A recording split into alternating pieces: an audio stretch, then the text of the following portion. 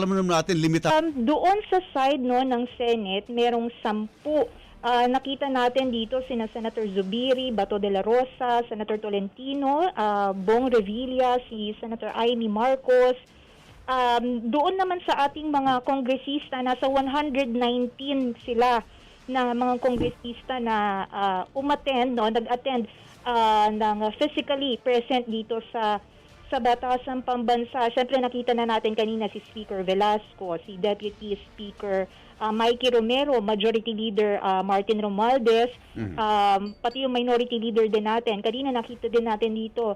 Ito medyo natatanaw ko si Deputy Senior Majority Deputy Senior Deputy Majority Boying Remulla, pati si Representative Mikey Arroyo no ng Energy Committee.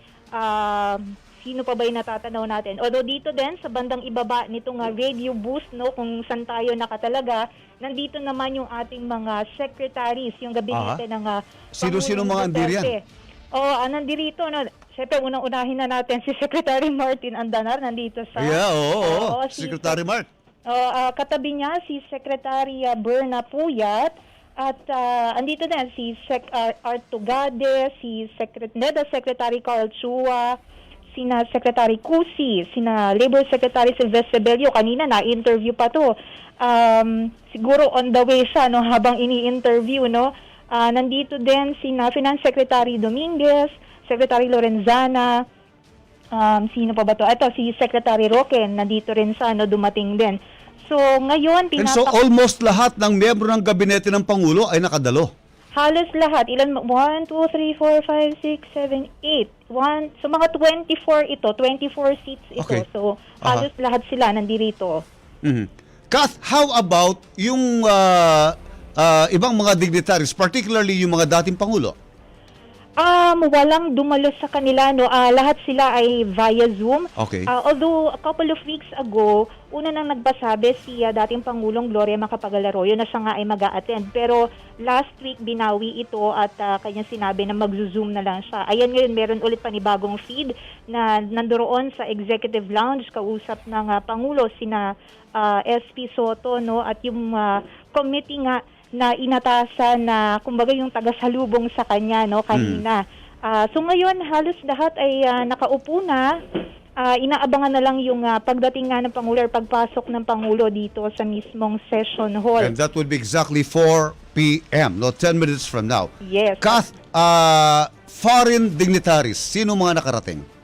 Sa foreign dignitaries no na ating nakita, ang dumating lamang ay itong si PayPal Nuncio, PayPal Nuncio Charles Brown. Kung hindi ako nagkakamali, no, wag sana ako magkamali sa kanyang apelido. Pero siya yung, kumbaga, foreign dignitary na ating nakita na naririto, si PayPal Nuncio. So far, siya pa lang yung ating nakita, no, na foreign dignitary na naririto. Sa may bandang left side, right side pala, nandoon naman si PNP Chief Guillermo Eliazar. Medyo natatanaw natin dahil nakaputi. Although ito, no, ang kanilang inoccupy kasi ay yung plenary, yung mismong floor. Doon ay 60 na mga mambabatas yun na nandyan. Kasama na doon yung senators. Tapos, yung first gallery at saka second gallery. Pero dito sa second gallery, maluwag pa. Marami pang upuan na hindi occupied, no?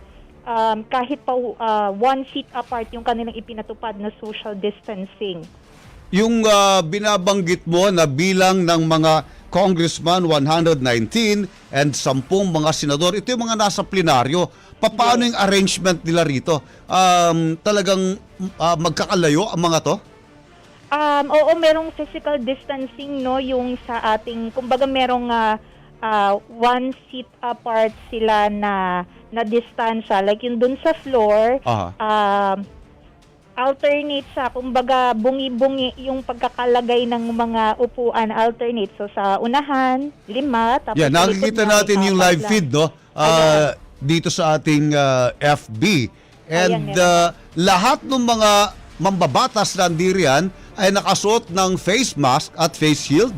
Yes, lahat sila ay nakasuot. Pagpasok, no, dito mismo sa Batasang Pambansa, pagkatapos mong sumailalim ng antigen test, bibigyan ka ng face mask ng PSG. Kahit meron ka na nakasuot, bibigyan ka nila ng panibago.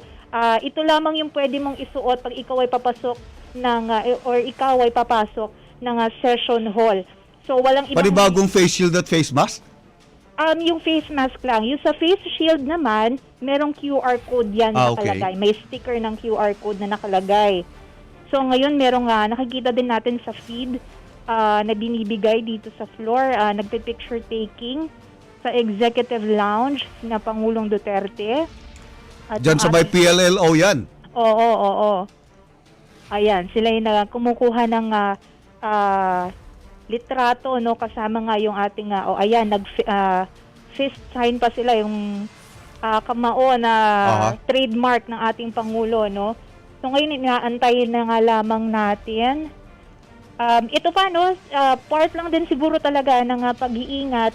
Kada mesa doon sa may floor mismo, no, kada mesa ng mambabatas ay merong assigned na alcohol. Oh, that's good. Kanya-kanya sila ng alcohol, no, na naririto. Tapos yun nga makikita natin, merong yung invitation ito siguro, no? Mukhang invitation yung naroon. Traditionally, mula dyan sa PLLO, ang ating Pangulo ay maglalakad na yan patungo dyan sa session hall, sa plenary, no? Yes. At meron din yung mga team na sasalubong sa kanya. Ito ba ay gagawin ngayon? Actually, nasa lubong na nga ata sila. Nasa lubong na sila, no, kanina. Actually, nandito na nga si SP Soto. Ayan, papasok na sila. Dito na rin si Speaker Velasco. Paakyat na rin sila ng yung sa may rostro. Hindi, meron yung kalimitan mga kababaihan yan ang sasalubong sa kanya tawag dito, mula dyan sa gate, pintuan ng plenaryo, sasalubuin na siya, and then idediretso yan hanggang makarating na ang ating Pangulo dun sa rostrum. Oo, kanina ang sumalubong sa kanya, no, yung committee dun sa paghahanda ay sina okay. Deputy Speaker Doyle Yatson, sina Deputy Speaker Juan Pablo Bondoc, Deputy Speaker Wes Gatchalian, si Mikey Romero, at Christine Singson-Mihan, pati na si Deputy Speaker Bernadette Herrera. So sila yung sumalubong sa Pangulo kanina nung kanilang pagpasok, yung kanyang pagpasok from pagkababa niya ng shopper.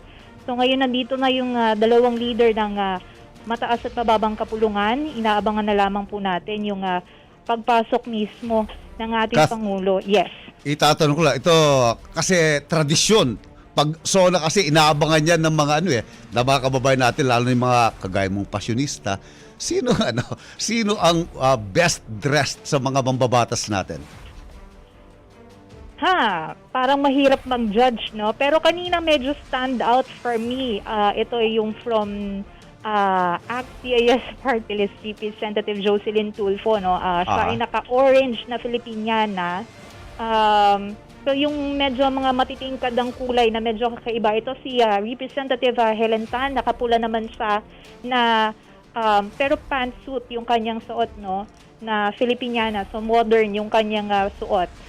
Sino pa ba ang ating napansin dito? Si Senator Amy Marcos, simple lang yung kanyang suot, pero ang kanyang statement naman is statement shoes dahil pink, as in fuchsia pink siya na may ribbon yung kanyang sapatos. Pero mostly, no, mga simple lang naman, hindi naman ganun na bonggang-bongga tulad ng mga nakaraang SONA. Dahil nga ang sinabi ngayon ng ating ni House Secretary General Mark Leandro Mendoza, gusto nila simple pero makabuluhan.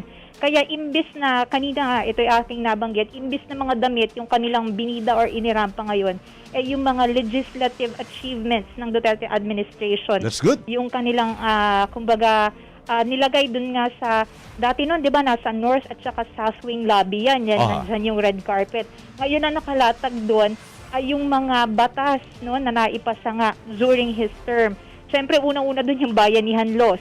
Nandyan yung ease of doing business, no, para naman ito yung pagpapaikli nga, no, yung sa red tape, pag-aalis ng red tape. Nandyan din yung anti-terror law na medyo kontrobersyal pero napapanahon din dahil nga yung ating paglaban, no, sa terorismo at yung peace and order.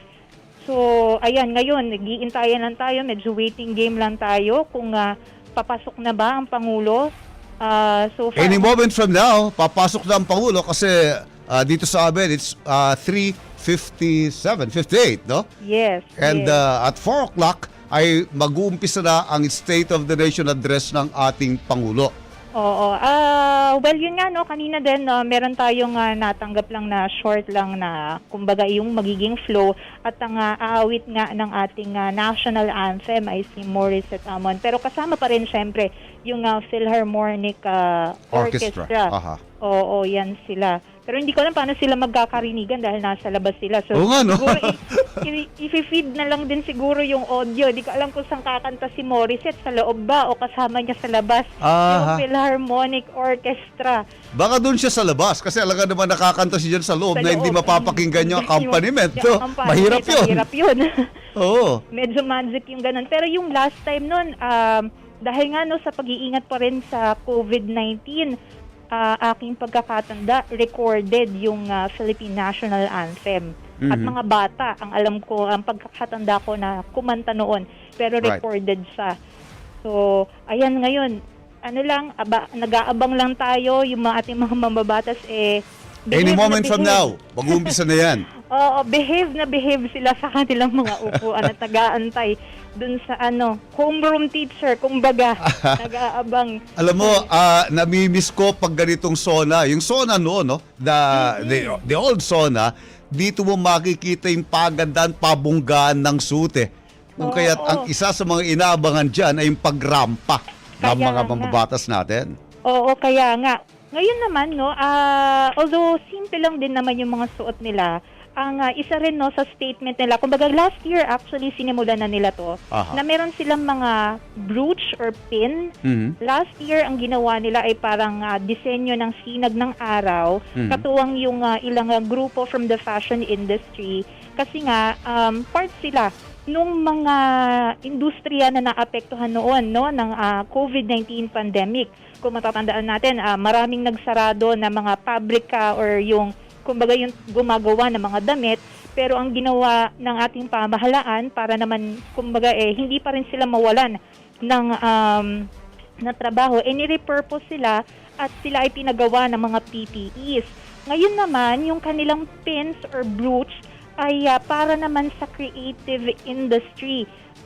Kumbaga yung pin na gawa ay may disenyo ng parang mga weave or woven pattern bilang pagsuporta nga sa creative industry. Lalo na yung sa ating sa mga theater, yung mga artista, yung mga stand-up comedians, no? Dahil sila talaga yung nawalan din ng trabaho dahil nga hindi pwede na yung mass gathering or yung maraming tao na manunood. So yun yung kanilang pagsuporta. Ito naman yung industriya na kanilang sinusuportahan sa ngayon. Yun nga yung creative industry. That's good, that's good. And kahit pa paano, nakakatulong to, kahit pa paano may pinapantawid ang ating mga kababayan na kabilang dyan sa creative industry. Although, hindi na ganun kalaki yung kinikita nila ngayon kumpara noon, no? Yung kagaya nung kinikita mo noon, di ba? Nung nasa creative industry ka. Oo, hindi na rin ganun kalakihan. Pero at least no, unti-unti kahit paano nagagawa ng paraan na magbukas na nga rin yung ating economy. At yun nga kanina dun sa opening ng session, isa dun sa ibinida nga ni Speaker Velasco is yung pagpapasa nga nung ilang mga panukalang batas tulad na lamang nung bayanihan laws para nga naman matulungan yung affected industries and siyempre yung ating mga kababayan na naapektuhan yung trabaho dahil nga dito sa COVID-19 pandemic, pati na rin yun dun sa pag-roll out no, ng bakuna, yung COVID-19 Vaccination Program Act para nga mapabilis. And so far sa ngayon, no, ibig sabihin dahil nakapasok itong mga nasa 190 plus or na congressman. 160 plus na congressman at VIP, lahat ng ito ay fully vaccinated na. Ibig sabihin, bago ka makapasok dyan, dapat fully vaxxed ka na. Yes, so isusumite yan. No? Kanina pinagsumite tayo ng mga documents. Una dyan yung RT-PCR test. Okay. Usual naman yan na dapat negative. Pero hiningan din tayo no, ng kopya nga ng vaccination card. Meron tayong photocopy na ibinigay sa kanila na dapat ito fully vaccinated ka. So 2 dose na dapat yung natanggap mo. Mhm. So most likely lahat ng nandito ay fully Kath, vaccinated na. lahat ng papasok dyan ay talagang matinding screening. At kanina nga binabalita mo, pag ikaw ay nakita ng sintomas or what, no? Ikaw ay didiretso na sa pinakamalapit na hospital, which is Maklang Yes, or Diliman Doctor. or Diliman Docs, no? Oo. May nabalitaan ka ba na hindi pinayag makapasok? So far, wala naman tayong nakita or narinig no, na hindi pinayagang makapasok dito sa plenary actually. Karamihan naman, sunod-sunod naman, no, nakikita natin halos lahat ng mga nakakasalubong natin sa hallway, meron silang wristband na patunay na dumaan sila dun sa antigen at negative naman sila. Pero wala tayo so far ngayon, no? So far sa ngayon, wala tayo nabalitaan pa na kailangan i-escort palabas ng Batasan Complex dahil nagpositibo sa antigen test. Ito kahit nag-negative ka sa RT-PCR, pero pag ikaw ay nagpositibo sa antigen, hindi ka pa rin makakapasok talaga. Ganun kahigpit. Ganun kahigpit. Dapat lang. Kasi ang pinag-uusapan dito ay ang kalusugan ng bawat isa dyan, lalong-lalo na ang ating Pangulo. Anyway, mukhang meron pa yatang isinasagawang kodakan. Oo. At parang medyo may onti pa nga chikahan dun nga sa loob ng lounge, no, ang Pangulo. Pero ito nakikita natin sa feed, papalabas na sa, kung tama yung aking nakikita, no, ito ay kasama niya dito si Senator Bongo. Aha. Ayan, dahil likod na nga lang. Pagpasensahan niyo na po ang aking malabong mata. Pero oo, ito nga. Si Senator Bongo, yung isa sa mga kasama ng Pangulong Duterte, ito na siya. Papasok na ng plenaryo? Yes, ito na siya. Naglalakad na siya, no, red carpet. Sa likod niya, makikita yung isa sa mga installation, yung balangay, yung bangka. Mhm. From Mindanao, ayan na siya, papasok na.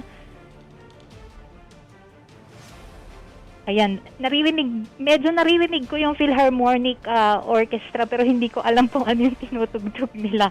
Alam ko lang may tugtog pero hindi ko kuha kung ano nga ang tono ng tugtog na ito. Yeah, kasi dun sa kinalalagyan po ni Kath ngayon ay sarado po yan glass po yan at hindi makapasok po ang sound nung tinutugtog dun sa baba ng Philharmonic Orchestra. Sino yung mga kasama ng ating Pangulo sa kanyang paglalakad patungo dyan sa plenaryo?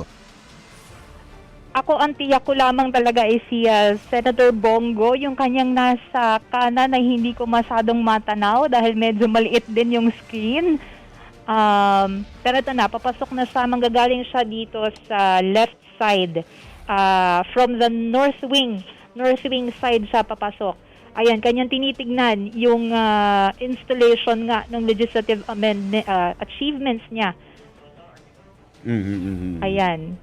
At lahat nakabarong, no? Gandang tignan no? Yung barong Tagalog. Ganda. Oo, wala tayong nakita napaka-elegante dito na naka-Amerikana, no? Puro barong. Barong talaga ang suot ng mga mambabatas. Ayan, kanyang binabasa at tinitignan. Kasi bukod dun sa mismong, kumbaga yung pangalan ng batas, no? Merong mga artworks, yung iba dito paintings, yung iba parang mga carvings, yun yung naka-display actually, na related naman dun sa batas na naipasa o kanyang nalagdaan under his term. So ito na siya, papasok na siya. Ito, nanggaling, ayan. Alam mo, I don't know kung medyo delayed yung feed naming natatanggap dito, no? Pinapanood ng ating Pangulo yung binabanggit mo kanina, the artwork. Oo, yun yung mga artworks, yun yung pagbabago na mga pinatupad. Ito, naririto na siya sa bahagi ng yung ating radio room dati, no? Pababa na siya dito sa gitna. And yung sa entrance, no, sa gitna ng session hall. Yan yung yung kung saan nakalagay ang larawan ng mga naging speaker ng Kamara. Yes, ayan. On the way patungo ng session hall. So ang Pangulo hindi siya pumasok sa likod, pumasok siya dito sa harapan. Mhm. Dun sa main building, dun sa harapan, dun sa pumasok. Ayan. Nasa loob na po ng session hall ang Pangulong Rodrigo Duterte. Ayan, siya ay tumungo, kumbaga siya ay nagbow sa ating mga mambabatas na naririto.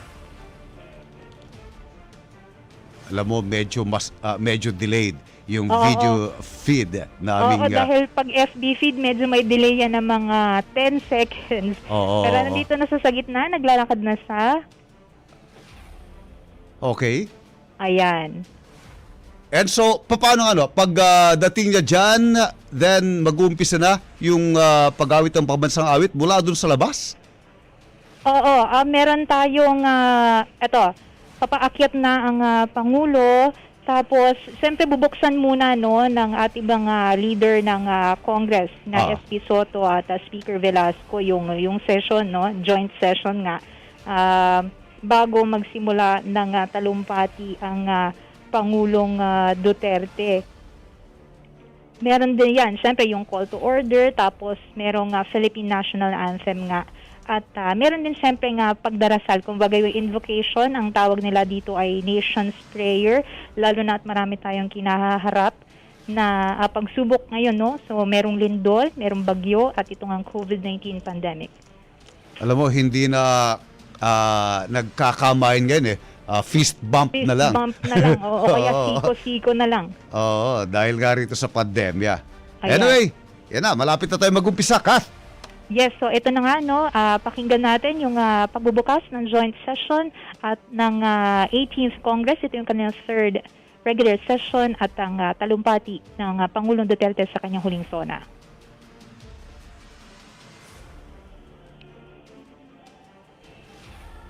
Tabayanan po ninyo yung pag-uumpisa ng pagbubukas ng session, and ito na po Ayan. yung start ng SONA ng ating Pangulo sa kanyang pagtatalumpati. Bayamaya na konti. Di ka pasisihin sa dagat at bundok, sa simoy at sa langit kung may dilat ang tula at awit sa paglayang minamahal. Ang kisap ng watawat mo'y tagumpay na nakikinig. Ang bituin at araw niya kailan kamay di magdidihin. Lupa ng araw na hatid pagsinta, buhay langit sa piling mo. Aming ligaya dapat may mag-ate ang mamatay ng dahil sa'yo.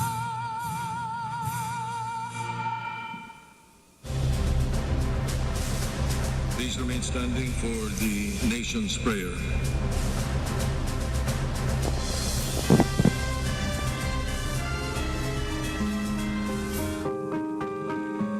Ama naming makapangyarihan sa lahat, narito po kami upang magpasalamat sa lahat ng biyayang binibigay mo po sa aming mayaman na kalikasan, mga kakayahan at tibay ng loob.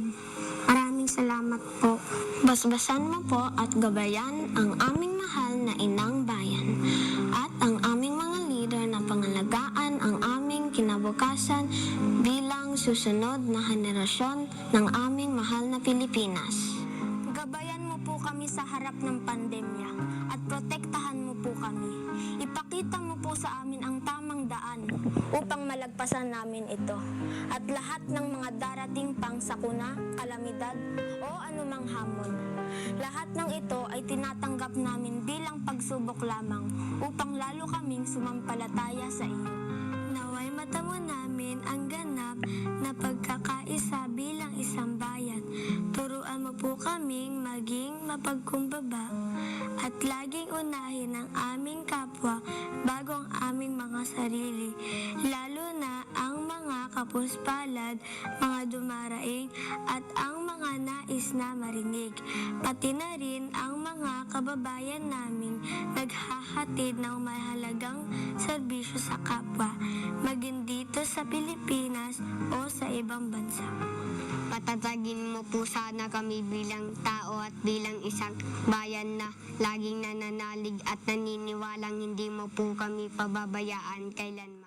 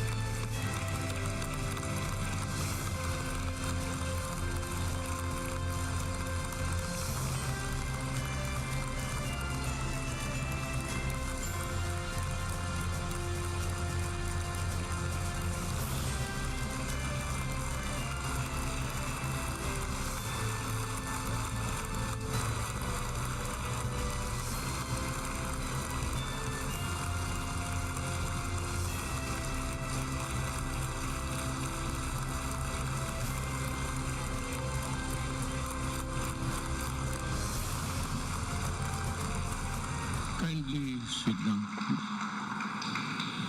By far, this is the most beautiful SONA crowd that ever happened here. So many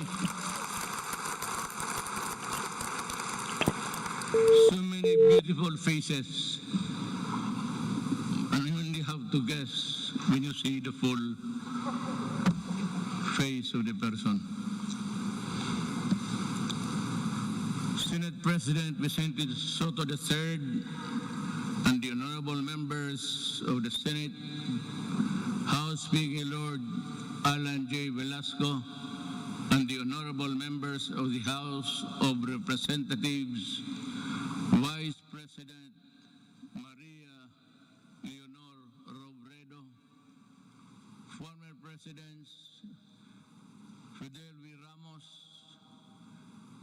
Gloria Macapagal Arroyo, Joseph Ejercito Estrada, the Chief Justice Alexander Gismondo, and the Justices of the Supreme Court, Executive Secretary Salvador Medialdia, and the members of the Cabinet, Dean of the Diplomatic Corps, His Excellency Archbishop Charles John Brown, and the distinguished members of the Diplomatic Corps,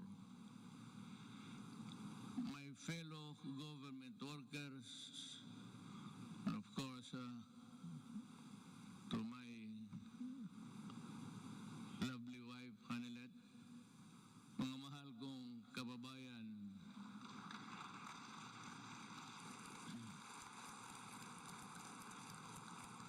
when I assumed the presidency 5 years ago, dominant in my mind were the dreams and visions of a better life for all Filipinos.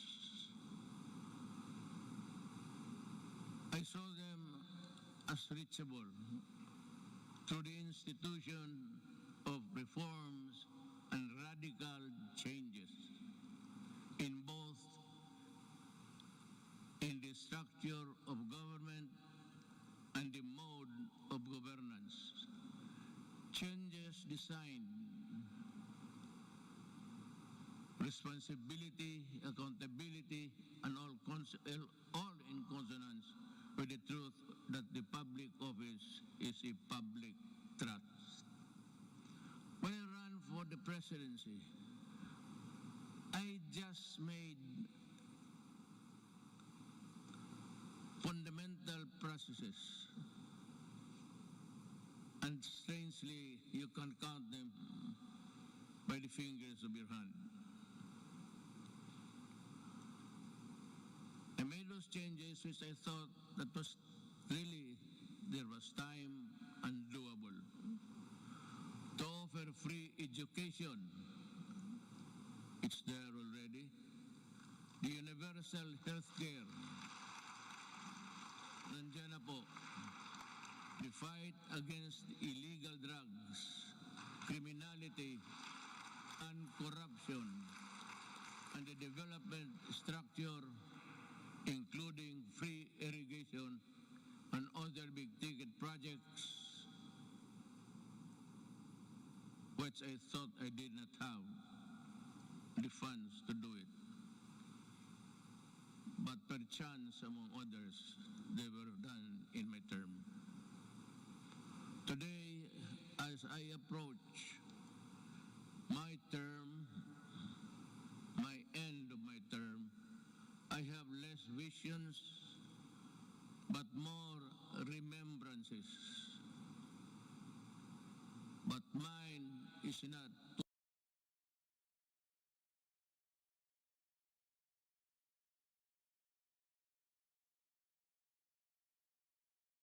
with the urgency of the unforeseen events as they unfold.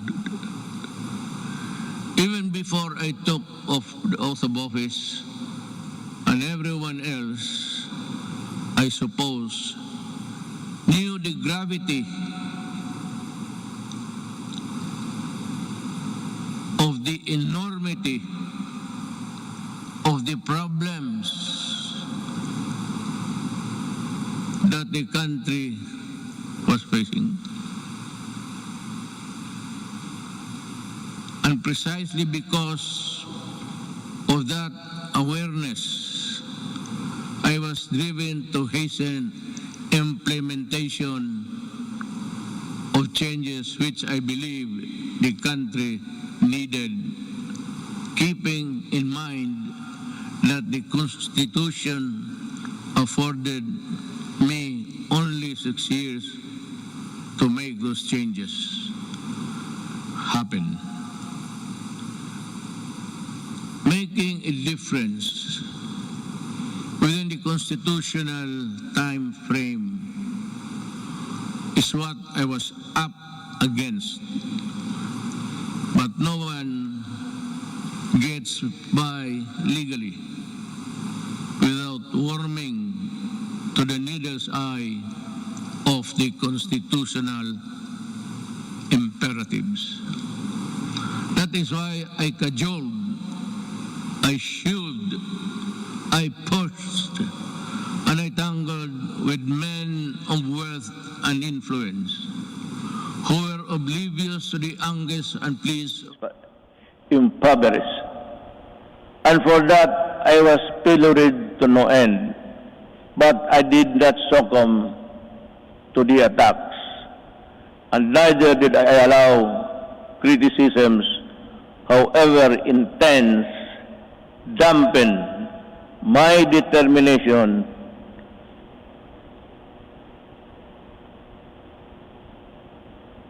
and initiatives, because my purpose was pure and unpolluted.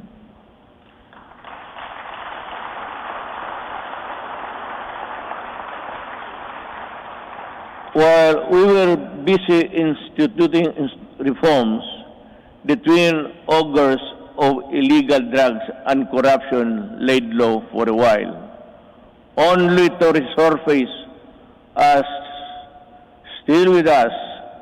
And make no mistake about it, corruption is but another term of stealing people's money, dashing in its wake a nation's goals and aspirations. Due to the brilliant programs and excellent work of our economic managers and the extraordinary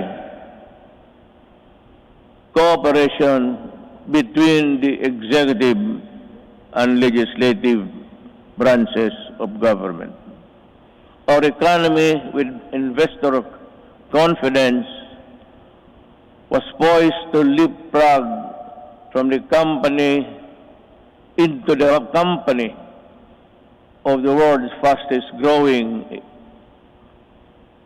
economies until COVID-19 pandemic stalled everything. Be that as it may, allow me this opportunity to extend my personal and the nation's gratitude to all those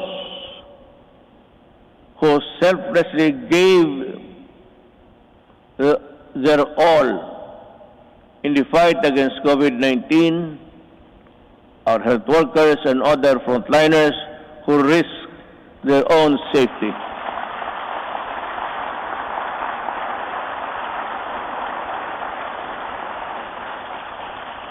To keep our essential health services and our food supply chain running, boosting the economy activity and ensure peace and order in our communities.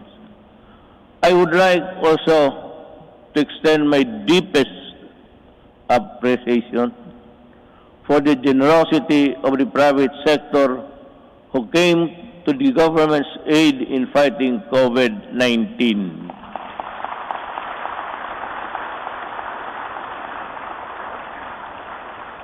I am profoundly thankful for your sustained assistance to fellow Filipino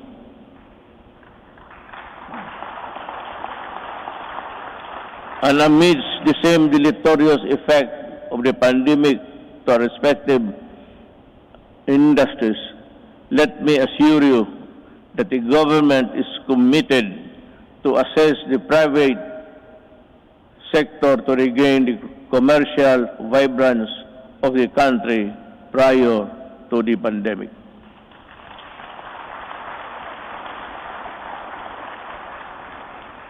To our local executives, this pandemic pushed you to step up and deliver responsive assistance. I'm glad to have seen you undertake new and heightened responsibility, working doubly hard to protect your constituents.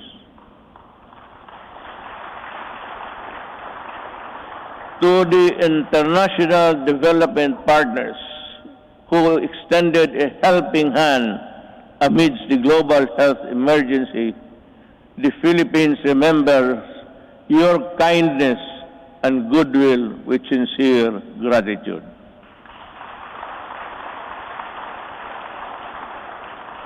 And to all of you who answered the call to protect one another by adhering to our nation's protocols, daghang salamat.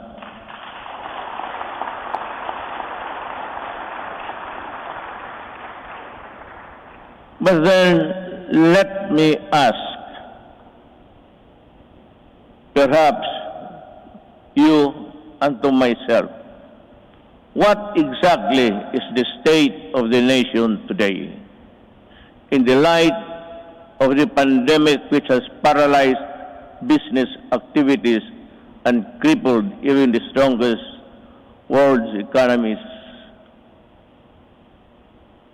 So, where do we go from here? Looking back to our accomplishments. In my first SONA, I laid down with utmost commitment and resolve the overall direction of my presidency. A comfortable life for all Filipinos anchored on a people-centered approach to development and governance. If I remember correctly,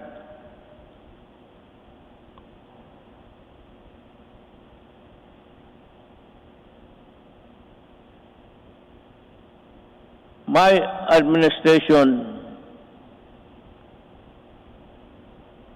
I said, will implement a human approach to development governance in our people's welfare in the areas of health, free education, adequate food and housing, environmental preservation, and respect for the culture. I bore no illusions that steering a nation towards a comfortable life for every Filipino would be easy. Indeed, the past 5 years have truly been challenging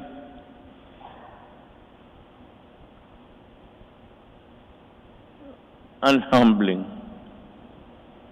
I stand here before you today bearing no conceit, but if there is one thing that I could be proud of, is that not once did I waver in doing the unpopular, even if it meant upholding the greatest good for the greatest number.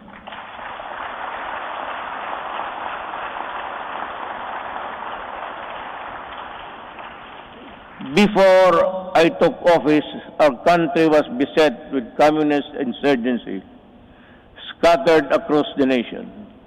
A separatist movement that sought to divide us on the basis of religion and religion's deficiencies, and the proliferation of illegal drugs and criminality.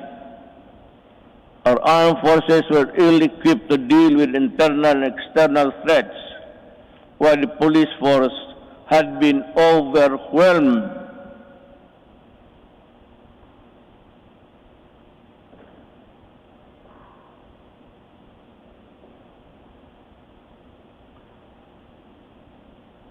By criminality and the drug trade problem.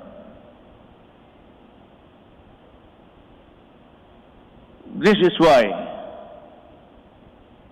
I made it a priority to strengthen the institution, boost the morale of the men and women of the armed forces of the Philippines and the Philippine National Police and other armed services.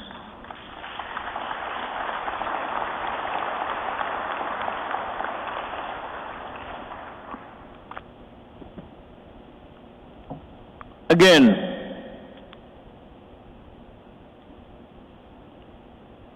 I thank Congress for working with the Executive Department in enhancing capabilities of the AFP and PNP through our Modernization program. In 2018, we raised the salaries of our military and uniformed policemen and personnel to a level commensurate to the critical role they play in upholding national security and maintaining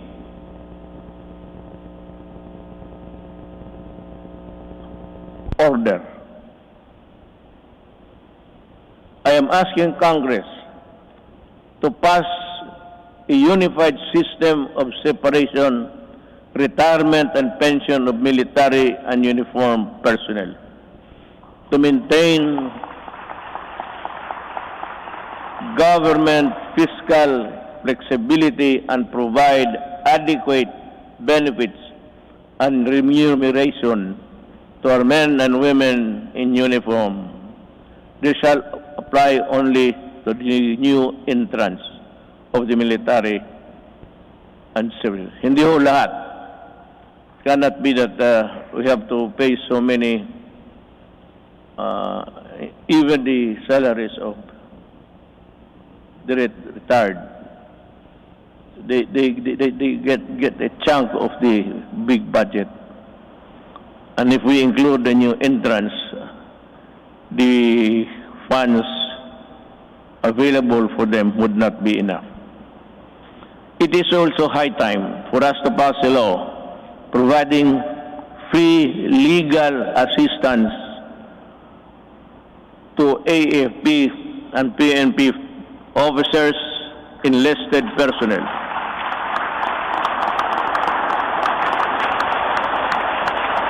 To help them from charges arising from incidents related to the performance of official duty.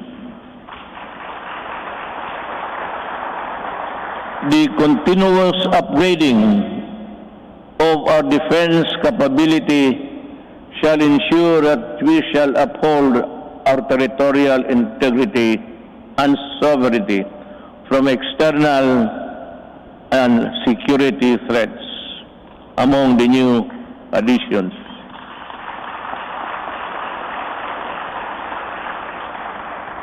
We welcome the country's 2 missile-capable warships to enable us to protect our seas by providing them with necessary equipment, by enhancing their professional capabilities, and looking after the families of the soldiers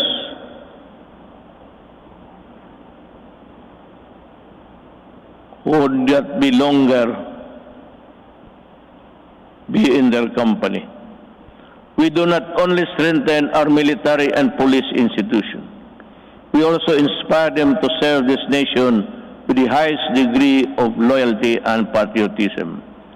We enable them to carry out their mandate to defeat all enemies of the state, whatever the cost. Indeed, I am proud of the accomplishments of our troops in securing our nation against all threats to our democratic institution.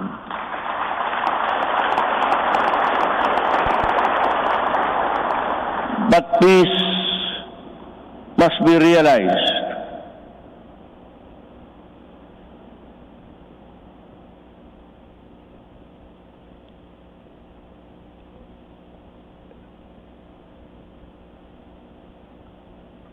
Peace and security is not only just a military concern. That is why we deviated from the traditional purely military approach in dealing with matters of national security. With the creation of the National Task Force to End Communist Armed Conflict, or NTF-LCAC, we have made great strides in addressing the root causes of this conflict by empowering our kababayans who have been used by the communists for many decades.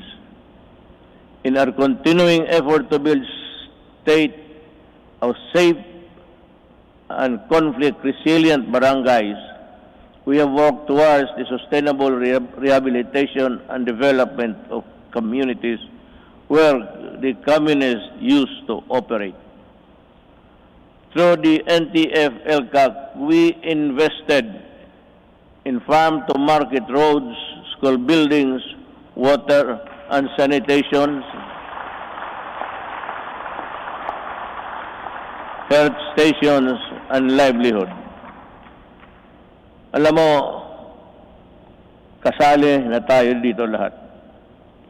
Always, every law or every regulation must pass Congress, of course, to the President. But sometimes, you know, in our,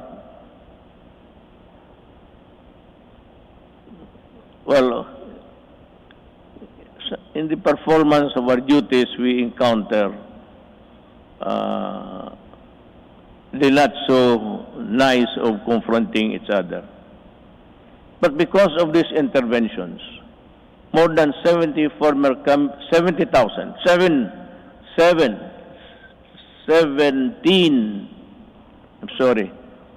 communist rebels have surrendered to government. They have returned to the folds of the law and are happily reintegrating programs or the local eclipse.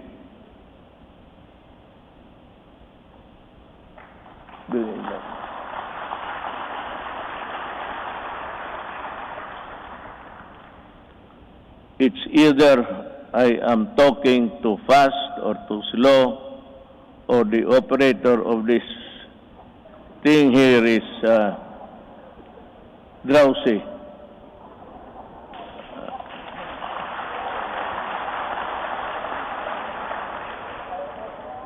Maybe because I had so many ad-libs along the way. Marami yung akong akin lang. Kaya yung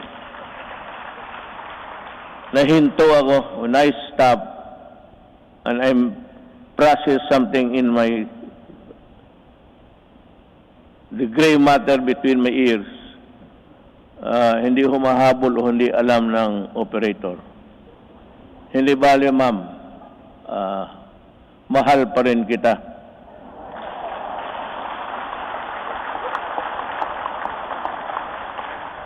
Lalaki ba ito o yung mga babae? Kagabi yung mga babae, sila? Sabihin mo sa kanila, magipagkita ako maya. I will embrace them for their punctuality in operating this this strange machine that gives you the speech. With the support of our local government units, I am confident that support for the communist movement will continue to erode in the next few months. Unlike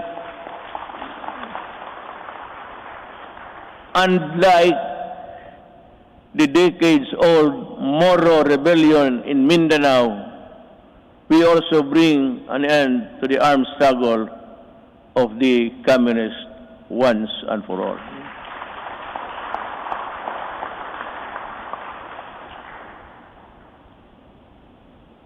Sa totoo lang, itong komunista, college pa ako.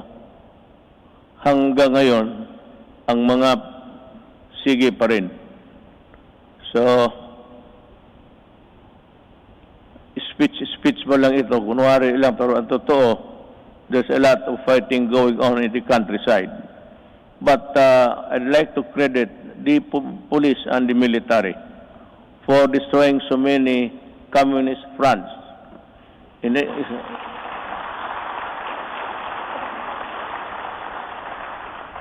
think they have destroyed more than 15 apparatus or the fronts of the Communist Party of the Philippines. Alam mo, mag-istorya muna tayo sa taxation. I'd like to be frank with you. Everybody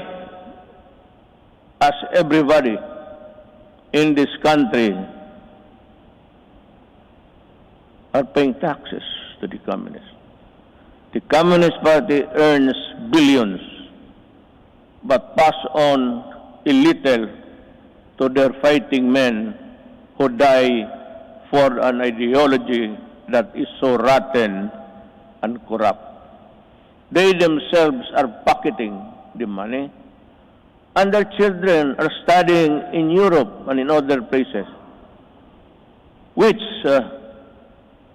I think none of you here can finance such journey. Yan ang masakit dito.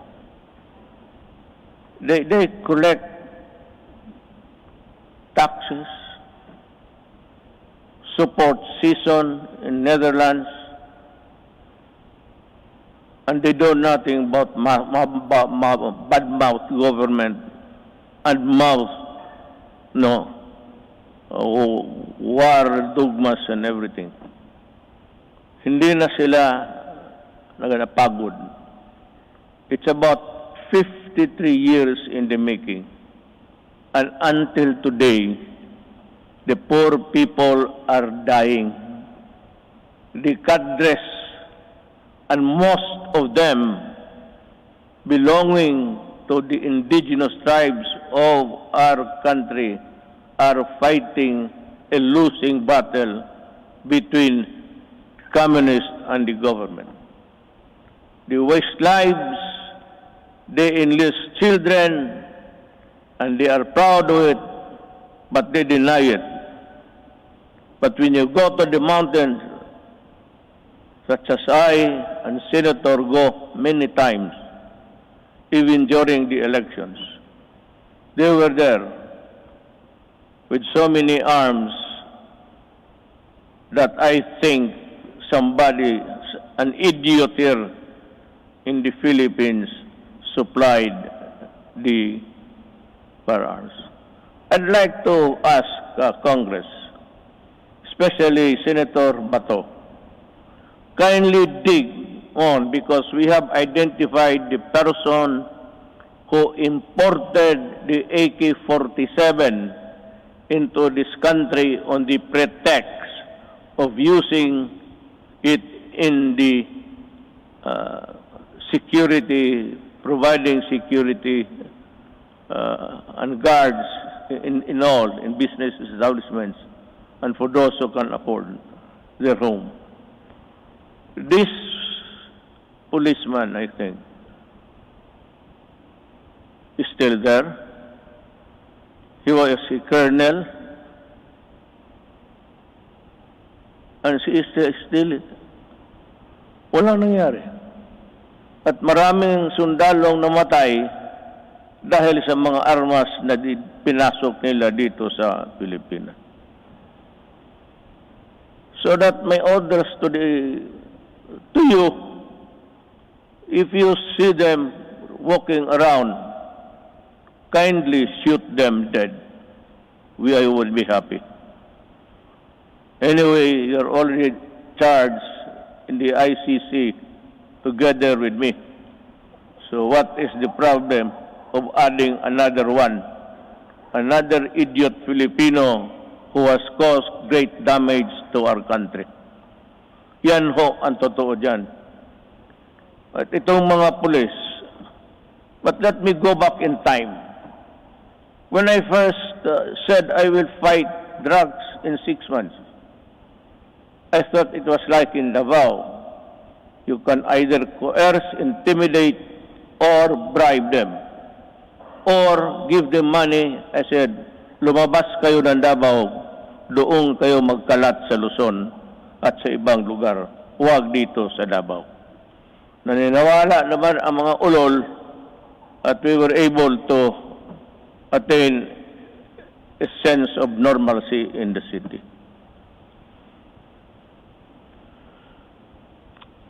Yun ho ang totoo. There are people charged with corruption and even going to prison for just maybe not telling the truth in their assets and liabilities. Nakukulong. Itong mga police were doing their thing, their drugs. They were the manufacturers and they were the distributor of drugs. When I became president, I asked De La Rosa. He was the chief of police of my city. I promoted him direct to being PNP chief. 4-star na kaagad, automatic.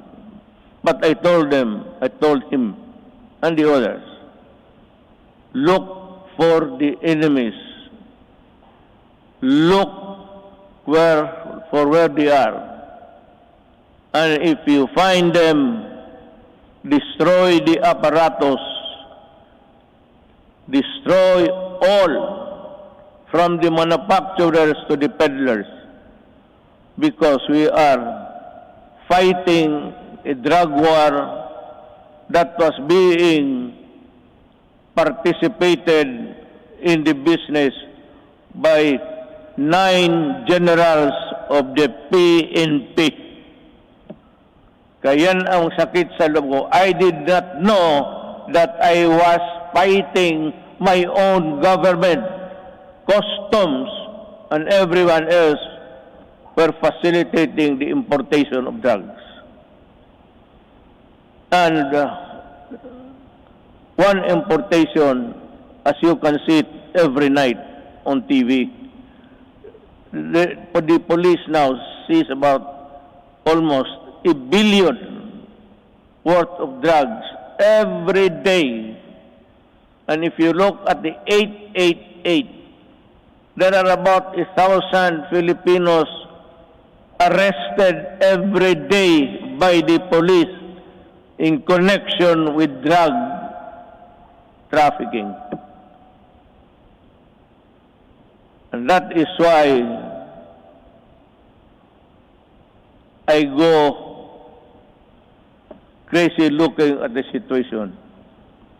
They are still around.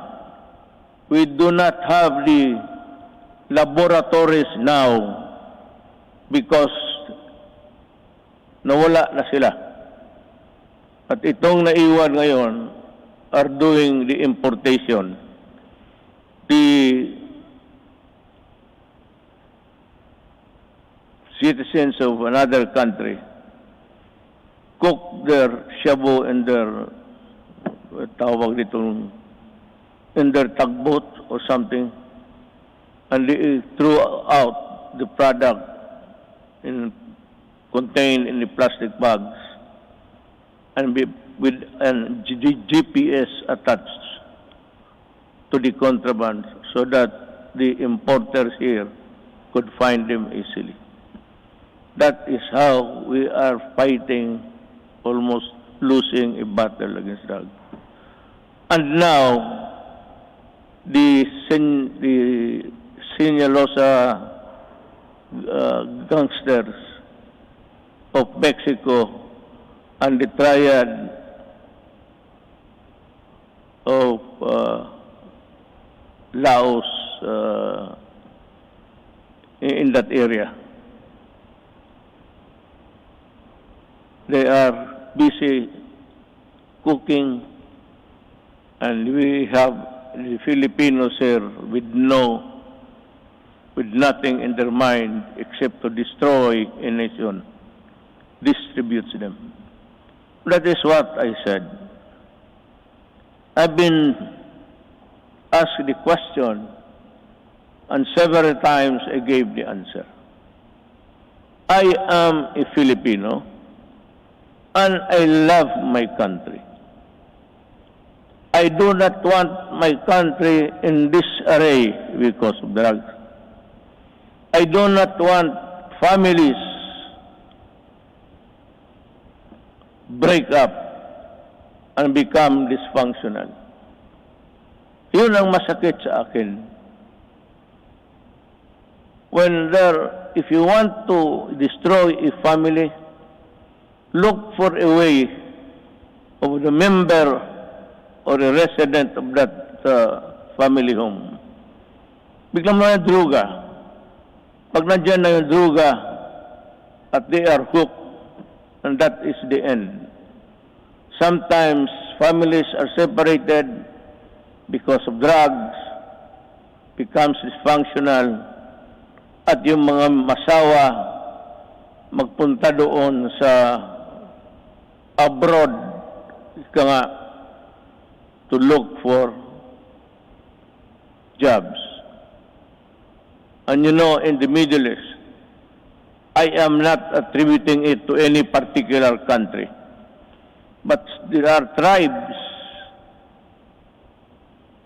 in the Middle East who are employing our Filipina citizens, and they are uniform. Everybody who comes here home asks them how many hours of sleep they have. They said it's only 3 to 4 hours. And the food is hagwas. And they sacrifice because they send money to the families back home. And thinking all the time that the money was spent usefully, only to realize when she comes home that that family has already dispersed to nowhere. Bakit yan? Because itong mga durugista sa baba, itong peddlers, itong basurero, tawag, sa street lingo, they look for families na may mga nanay, tatay nagtrabaho, ang tatay or nanay nagtatrabaho sa abroad. At tuwing iniiwan nila ang mga anak nila kung saan-saan na lang to their neighbors at the tender age of 3 to 4, 5. It breaks your heart. Iiwan lang nila sa kapitbahay kung walang mga relatives. And then, when they come back 5 years, 4 years after, they now realize that their young sons and daughters have gone into prostitution because of drugs. And their boys or their male are nowhere to be found and into the drug business also. Yun ang pinakamasakit. Masakit sa akin na ang Pilipina pumunta doon para magtrabaho because sexual abuse in some tribes in the Middle East have this notion that if you are a slave or you are a paid person working for them, sexual abuse becomes part of the territory. Kaya dyan ako pumuputok at nakakita ko yung mga pamilya na sira.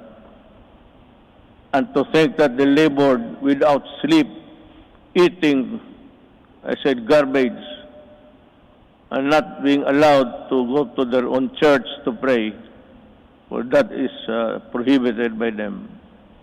And we have been, just because of their money that they get, we just look the other way around, but still being,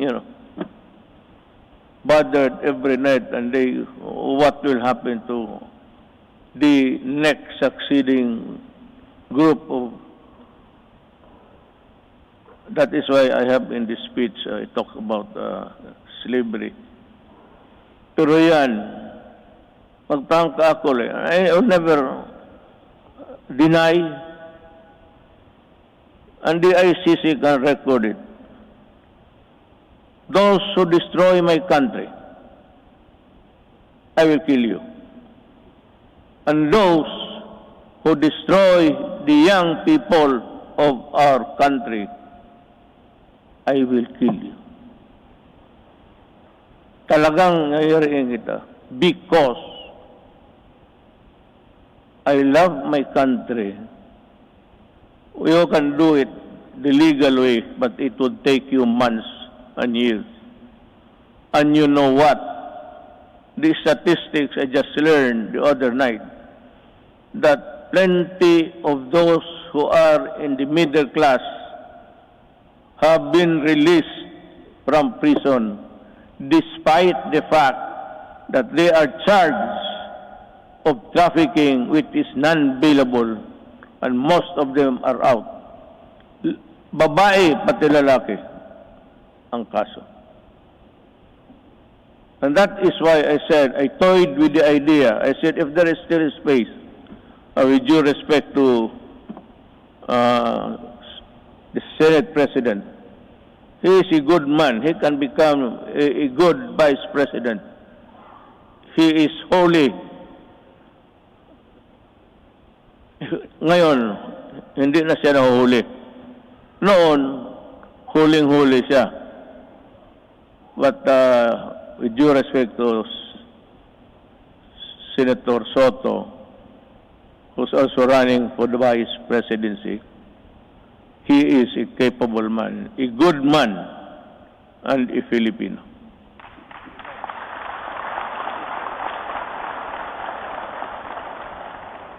Sige ako tingin sa harap na dito para sa likod ko.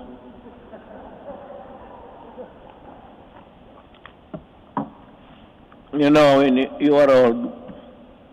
I've been in politics, mayor for 23 years. 5 years as a congressman dito. I work here. And 4 years working as vice mayor for my daughter, Sarah. And the presidency. I have been in politics almost 23 plus 4 plus 4. Almost 40. Kaya kung hindi ko na malaman ang seat arrangement dito, hindi ko alam na noon pa ang mga Senate President pati. Butit na lang hindi ko sinali si Velasco. Baka hindi na ako makabalik doon maya. Ibale, diretso na ako uwi. I have said many times before, the bloodshed caused by the separatist movement in Mindanao is all about correcting the historical injustice suffered by the Moro people. Since the period of colonialization, with the help of Congress, we were able to pass the organic law for the Bangsamoro Autonomous Region in Muslim Mindanao.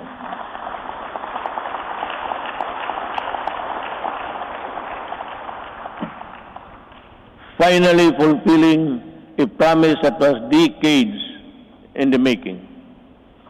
Our victory in Marawi is also a testament to how the Filipinos' patriotism is far stronger than any extremist group. As I have said before many times, there is no room for lawlessness in this country.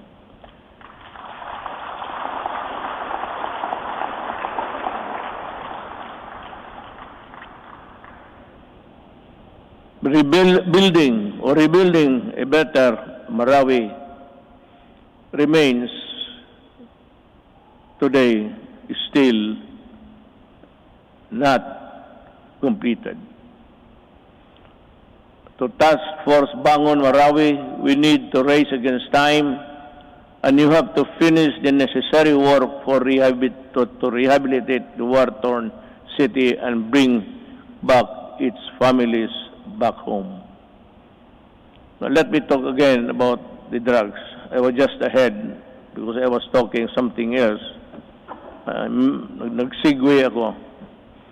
While we have made great strides in ending rebellion and insurgency in various parts of the country, we still have a long way in our fight against the proliferation of drugs. This problem has hounded our country for several decades, destroying families and degrading the moral fiber of our society. When I assumed office, I committed to end this problem at the soonest possible time. We launched an unprecedented war against illegal drugs and to destroy their apparatus. That permitted every level and sector of society.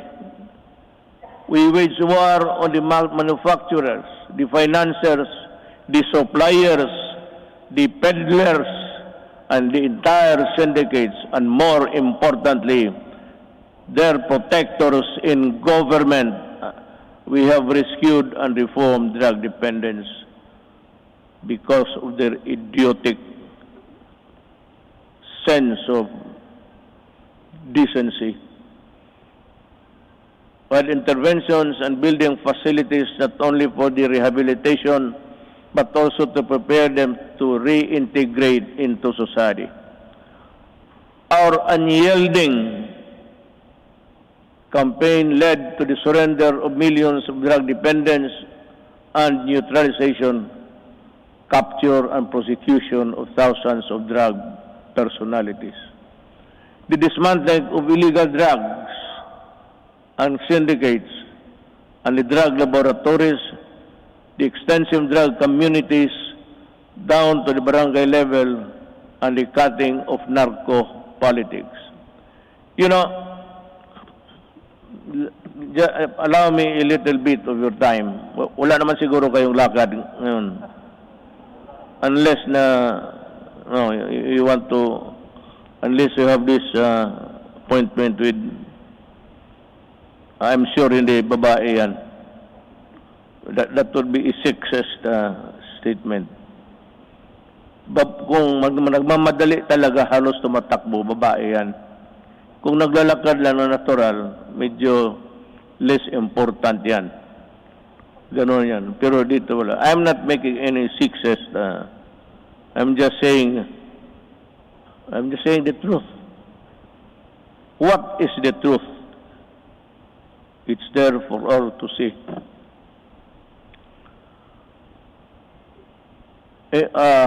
Let me talk about our quest for infrastructure development. 5 years ago, the first made sure was to increase our infrastructure spending to an average of 5% of the country's GDP. This is significantly higher than the infrastructure spending of each and past 4 administrations. Thanks to the comprehensive tax reform program that enabled us to fund critical infrastructure projects, today we can see the tangible results all around.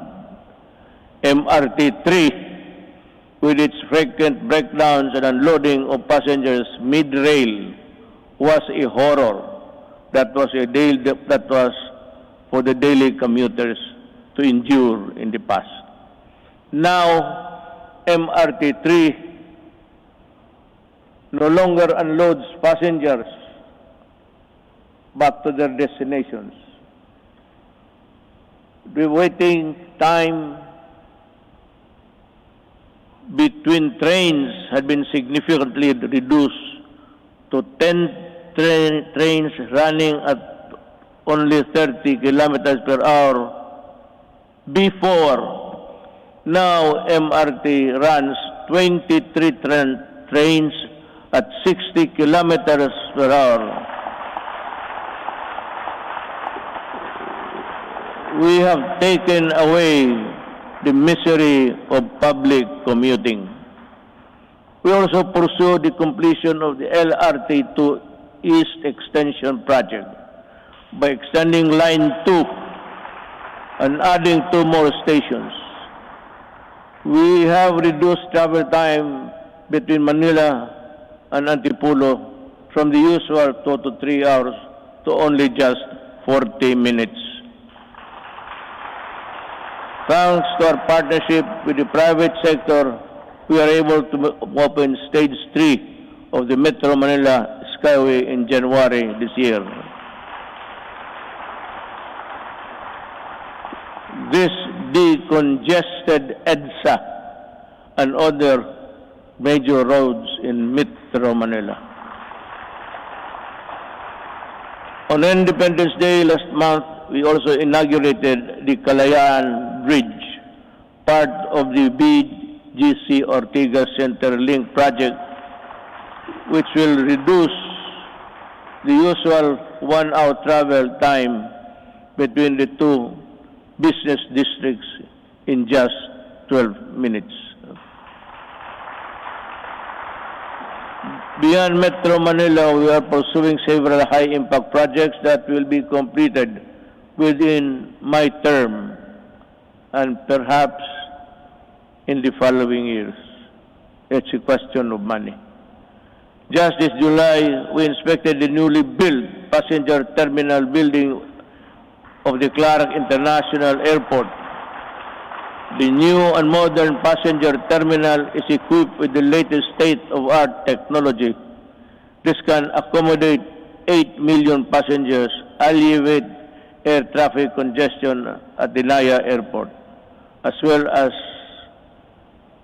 serve a major growth driver and gateway to northern and central Luzon.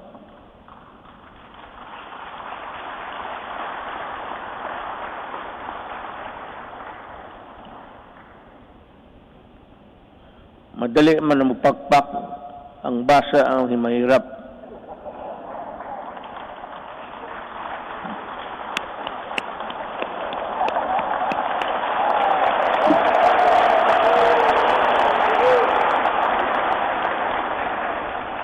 To help promote equitable development, we also completed several roads leading to important trade corridors. Last year, we completed the construction of the Poro Point Free Port Zone Road in La Union, which improved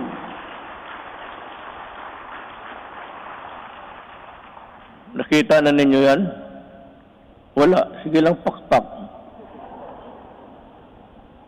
You don't even have a picture of what I'm talking about, I'm sure. To improve access to prime spots for investment tourism in the Poro Point area.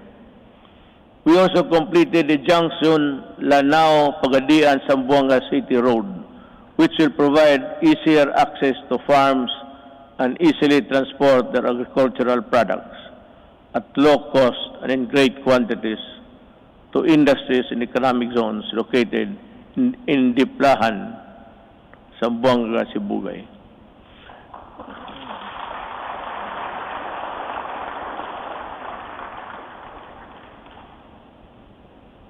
The Sorsogon City in Bicol, inuna namin yan kasi Mahal ko ang mga Bicolano.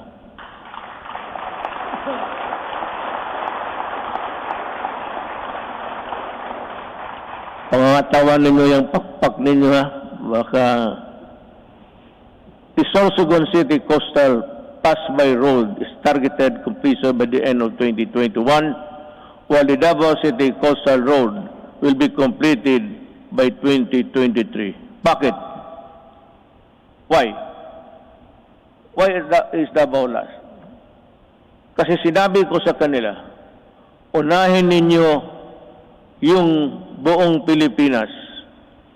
During the initial years of my presidency, I told the economic managers and the DPWH, pati si Art Tugade sa transportation, unahin ninyo ang Luzon at ibang areas sa Mindanao. Do not look into the political entrails of this city and other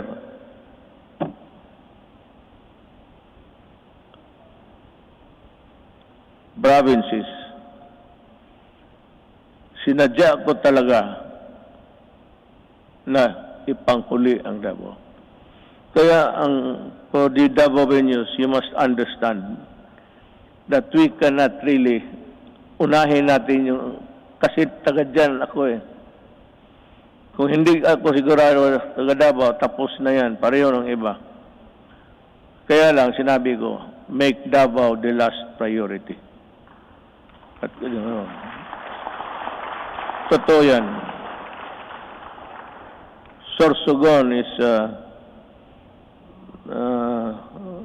little politics, but that's the territory of our Vice President, Lene Robredo. Are you here, ma'am?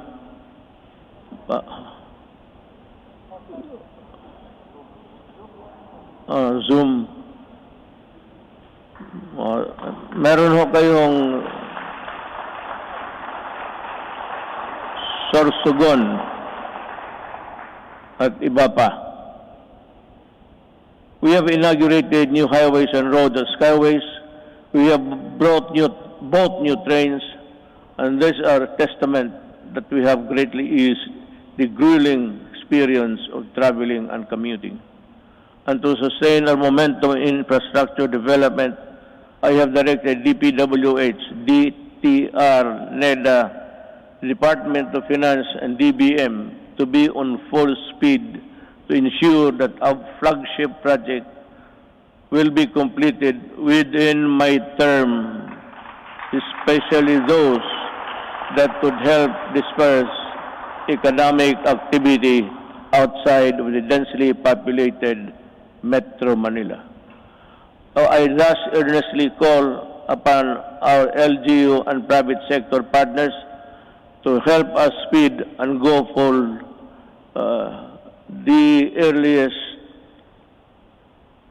realization towards our flagship project, infrastructure, and others.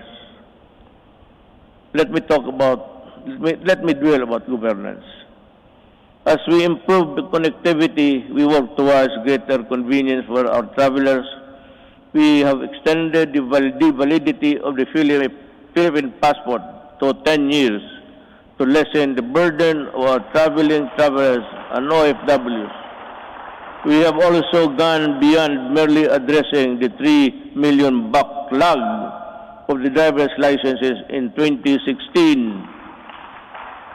We also extended for the new cards the validity of the driver's license to 5 years, and addedly, we shall begin the issuance of these driver's licenses within 10 years, which would be good for 10 years if there is no traffic violation. So, punta ko doon sa LTO, maybe you have a good sight. Merong ano yan eh. I think there's an examination there somewhere to test your ability to drive safely. and you go back 10 years after, and you think that you still have the good side, and your reflexes are still good. 10 years,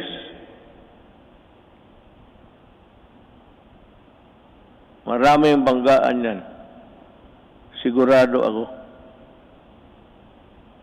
After 10 years, after 5, there should be a stricter measure to issue the 10 years validity of a driver's license by imposing stringent requirements to test the essential functions of eyesight, then the hearing. Yung iba, hindi na nakakarinig ng serbato eh. And so, I have to, 10 years is too long. So I like it. It's good. But we should have, as I said, in 5 years, we should go there for a medical makeover. Tingnan lang kung kaya pa.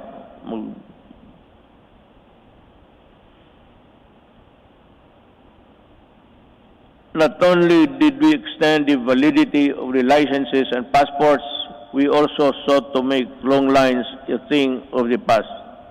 By streamlining government processes, these efforts are embodied in the Ease of Doing Business Act, which Congress passed on 2018. Thank you, Congress.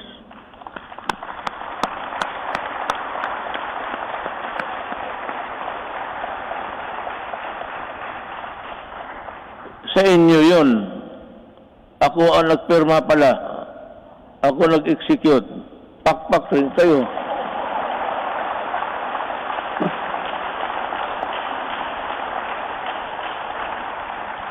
Dapat ganun ang SONA.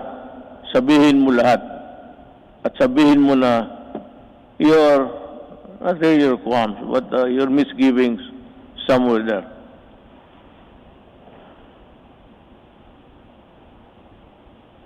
Transactions will be further streamlined with the rollout of the Philippine Identification System, or the PhilSy, to the Philippine Identification System out. With this, we hope to facilitate better access, better services and access for all Filipinos, even in the far-flung areas. I want to say something about this, but I'm taking too long, We also ensured the modification of the salary schedule for civilian government personnel through the salary standardization law 5.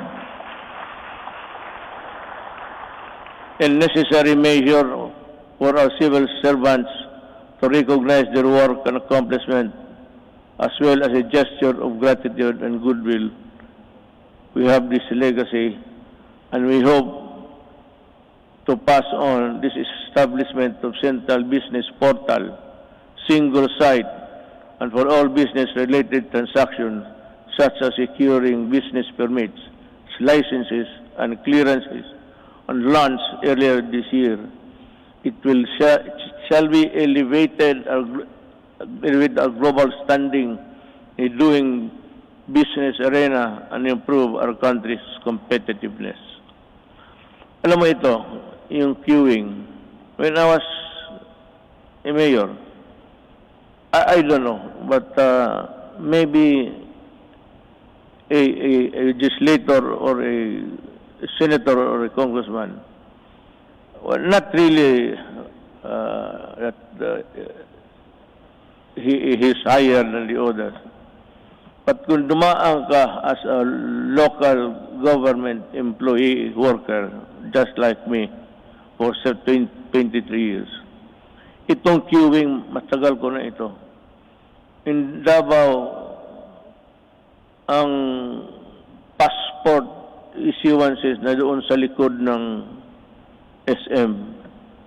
Isang gabi, nagmotor ako, nakita ko yung mga paa sa simento. So I was thinking, anong nangyari dito? So nagbaba ako, sabi ko, bakit dito kayo natutulog? Sabi nila, Mayor, ang pagbukas niyan, kailangan nakapila na kami. Pag hindi, sunod, ibang araw na naman kami. So, I called for the Chief of Office. When I said, look, I may not be the person above you supervising, but make sure that this thing will not happen tomorrow. As in tomorrow. Tapos tinawagan ko sabi ko, why don't you give cards?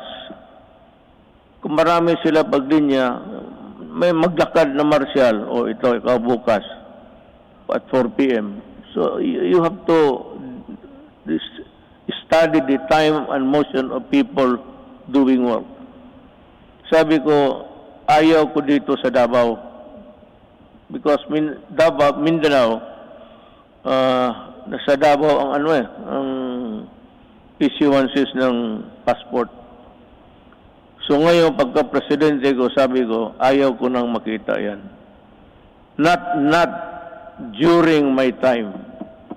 Not during my time. Maghanap ka ng ibang panahon. Ayusin ninyo yan. I do not want people queuing under the heat of the sun and rain. Kaya, sabi ko, di magbigay kayo ng card. They should go to one window, magkuha kayo kung kailan sila makabalik. So divide, I said, study your time. And the motion of, the process of, and dito nangyari na because I insisted.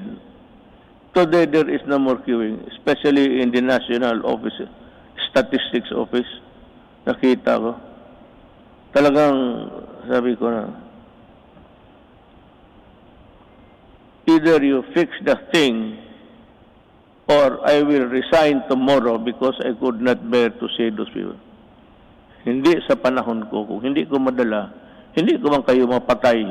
Hindi ko kayo mabugbog. Ako ang alis sa gobyerno. Sabi ko. Ayusin ninyo yan. Hindi ko gustong makita yan. Since 2016, the Office of the President has issued 138 executive orders, 43 administrative orders, 86 memorandum circulars, 52 memorandum orders, and 1,038 proclamations. These issuances have been integral guideposts government administration and development agenda. The Office of the President has demonstrated careful stewardship of the power by initiating reforms. We upgraded and improved the system and processes to ensure that it can provide the best service to the institution of the presidency and the offices under it, ultimately to the Filipino people. To further promote transparency and accountability in government, we also issued the Order of the Freedom of Information and opens the records of transaction, decision, issuances of all government agencies. In relation to this, we have also a Presidential Anti-Corrupt Commission that is tasked to run after corrupt and erring government officials and bring them to justice. Alam mo, I don't know if you perhaps have come to know about this. I have yung pastillas sa airport. There were 43 personnel involved. I fired them all. Talagang binaalis ko sa gobyerno. Nagbalot mga ako ng pera sa pastillas. Sabi ko kay magbalot ka, lagyan mo ng pera.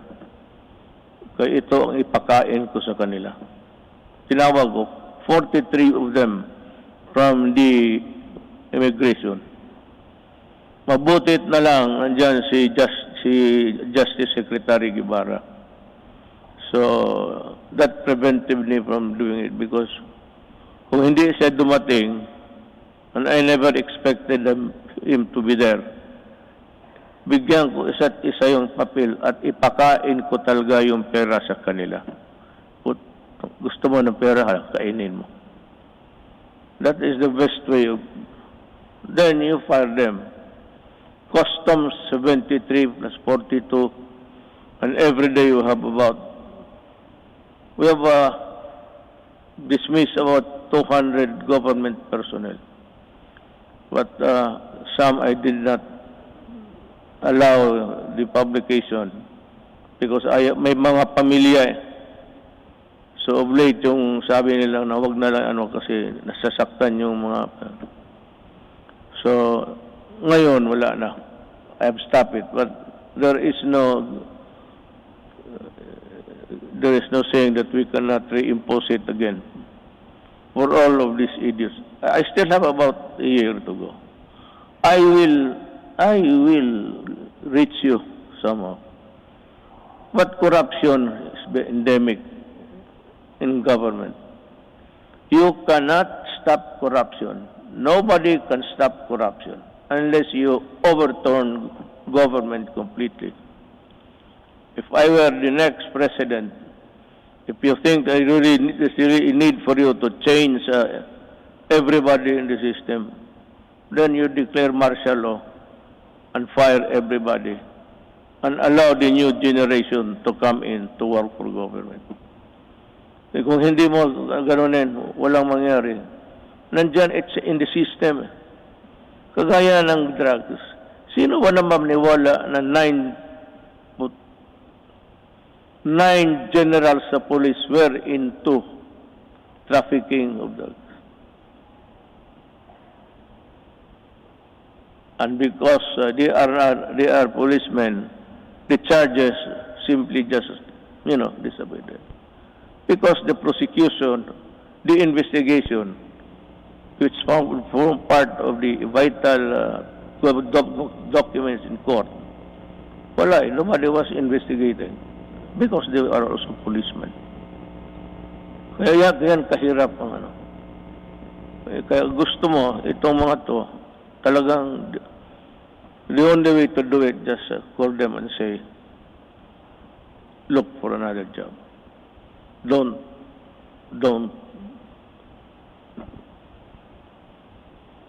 Ganon kahirap. Now, let me pursue my talk with the foreign policy of the country. In the international arena, we have vigorously pursued an independent foreign policy centered on the promotion and protection of our core national interests. Yet,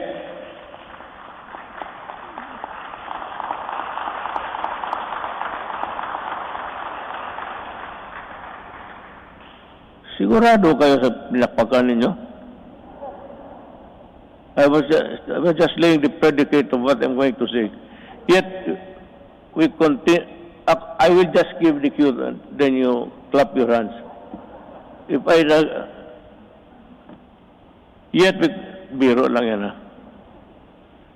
we continue to work with all nations and seek partnerships that work. Because despite differences, it is an independent world where interests and objectives intersect. Now, partners heretofore silent for equivocal reasons have expressed their principled positions that echo our own, that disputes and contested areas, the majesty of the law must prevail, and this is most welcome.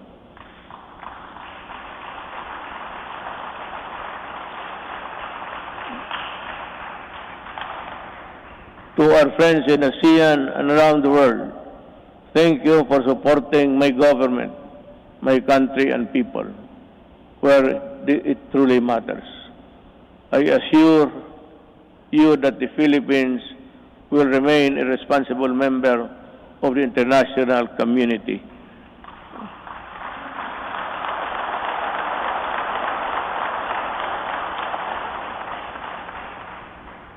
and we will work with you to achieve our shared objectives. But no mistake, make no mistake rather. Gone are the days when the Philippines decides and acts in the shadows of the great powers. We will assert what is rightfully ours and fight for what is rightfully due to the Filipino people.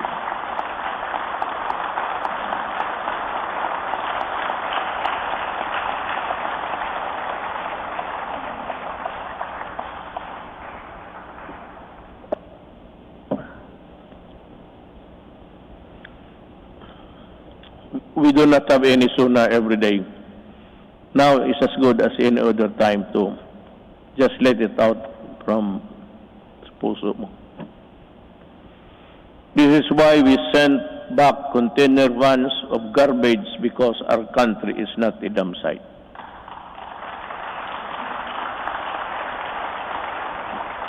And the first country to do that, hindi ko alam kung bakit, ang Canada.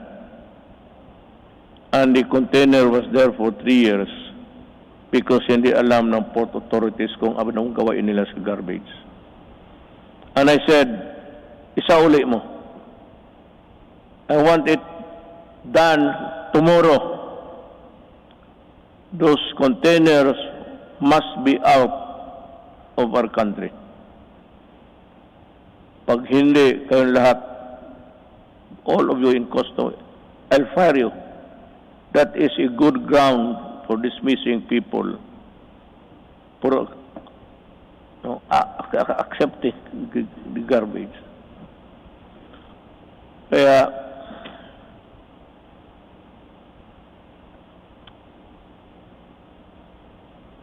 may isa pa. Pero let you in this story. The Balingiga bell. We welcome back the bells of Balingiga after many decades because a historic wrong needed to be corrected.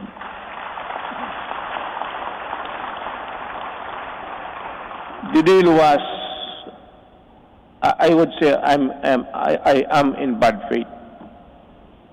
Sigurado yan. I will admit it. But this is the real story. The Americans, former soldiers, war veterans, went to see me, I think it was in Aguinaldo, and some military men. And in no uncertain terms, they said that you have been invited by Trump to go to America. Have you decided to go there? I said, no. Why? Because I do not like the way that you are treating my country. Why? I said, for one, and there was the clamor now of Balingiga. You return the bells of Balingiga. So that's a war really sacred also to the soldiers. Then it is more sacred to us in addition to the religion, the Roman Catholic Filipino Church, the church. Sabi nila, why would to make a deal? Si Hogan, he is around. He's a CIA agent. Sabi niya, isauli namin, pupunta ka, because I said earlier in my presidency, there will never be a time that I will go to America. Itong mga media mahilag mag-udyok eh. Ganon, bakit ka hindi punta? O arte mo lang yan. Sabi ko, then you watch me. Gusto ninyong malaman. Sabi ko sa Amerika, yes, I might consider going to America. So well then. O sabi ko, work on it. Ano in just 2 months' time, they told me that the ship carrying the Balingiga bells are on their way to deliver it to Quezon. You remove it, you put it back there, kayo mismo. So tulong-tulong sila doon, nabalik na. And Hogan said, so when are you going to go to America? So I do not have the time. But I will go there. Nung malapit na, hindi na talaga ako pumunta. Well, how about your promise? Well, I lost time to do it. I cannot do it now. Pero talaga, in my mind, and the Americans might know it, there was never in my mind a trip to America. Ngayong Balingiga, sabi ko, you massacred one barangay, baryo noon, women and children and all. Pinatay nila lahat. Because that bell, Balingiga, was used to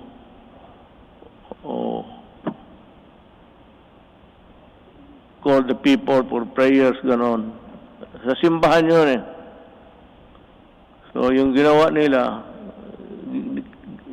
every time it is used, the Americans knew that it has a great significance to the Filipinos, the Balangiga. After the massacre of one barangay, how many at the time we would never know.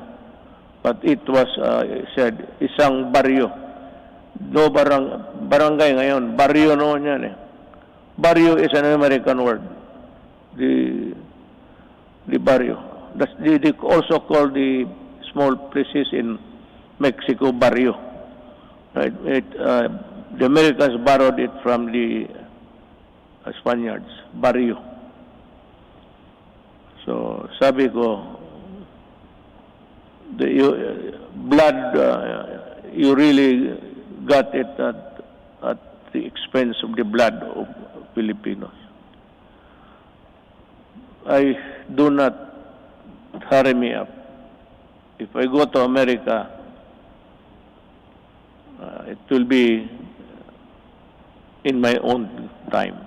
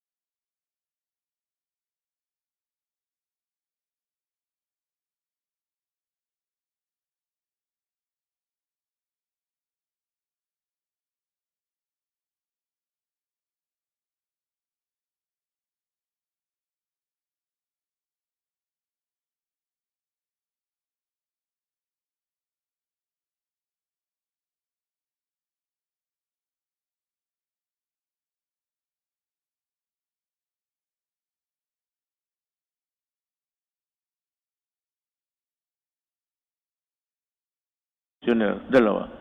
Ayaw ko na lang I will not mention names. Pero this is really what happened.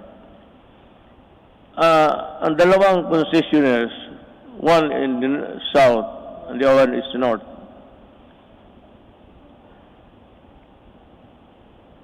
as the rich cartel dito sa Southeast Asia, ang kinakapture nila ang electricity pati tubig. Dito sa tubig, in this contract with water concessionaires, we made so many concessions that really, sabi ko, if you look at the contract and look at the anti-graft law, talagang it's all anti-graft. All of the sentences, even the period, and question mark there. Bakit? Sila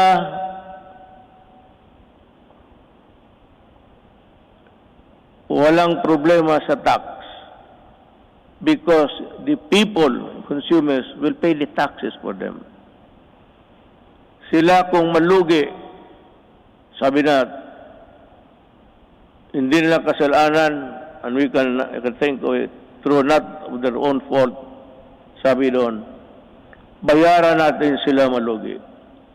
We pay for the tax corporation nila. At sila ang mag-decide kung i-increase nila o i-decrease nila ang water prices. The regulators, itong mga regulators sa Pilipinas, walang magawa and they acceded to the contract. It was really, I do not know how to put it. Kaya ako pardon, di ba nagmura ako? Sabi ko, biro mo kung malugi sila, babayaran pa natin. Tayo ang corporate tax nila. Tayo ang magbayad. And it's a cartel that service concessionaires are part of the cartel of Malaysia and Indonesia and they form part of that mother corporation. Itong mga sa Pilipinas, pati Malaysia, Indonesia, they are just, kumbaga sa storya, chapter lang yan sila. So being controlled up by the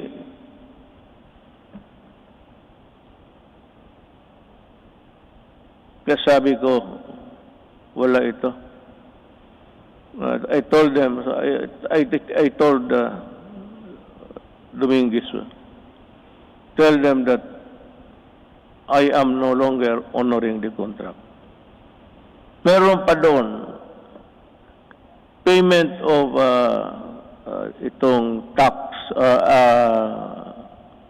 water treatment plant to be constructed in the Harrison Plaza site. Yun ang pinirmahan natin. So, 1997 up to the present, or up to the month that I blew my top, nagbabayad, ewan ko kung ngayon nagbabayad, there's a, sa water bills ninyo, for enhancement of quality water. Ang ibig sabihin, water treatment.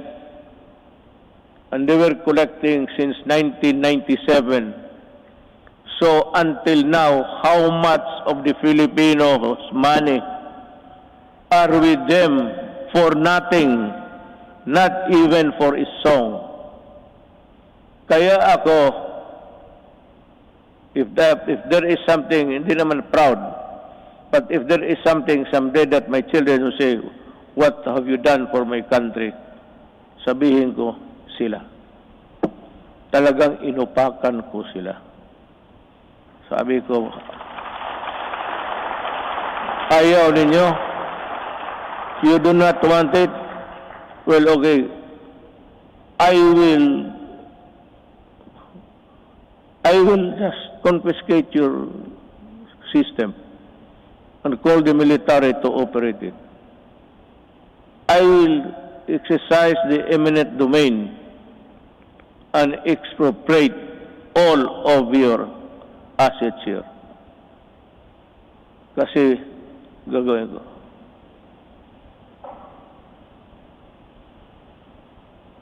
Yun ang nangyari sa... So that sinabi ko sa military in one of our meetings immediately after that incident. I said, if I do not make it to the finish line, look kindly at the Filipino at tanungin ninyo kung ano na ang nangyari sa kanila. Yang tubig na yan. Now there is a new contract. I have not yet, I have to thoroughly digest it inside. I have to absorb it, every word of it, that the Filipino is protected. Pag nandyan na yan, then I will sign. But I will not forget. I'm telling them, the crime is there already.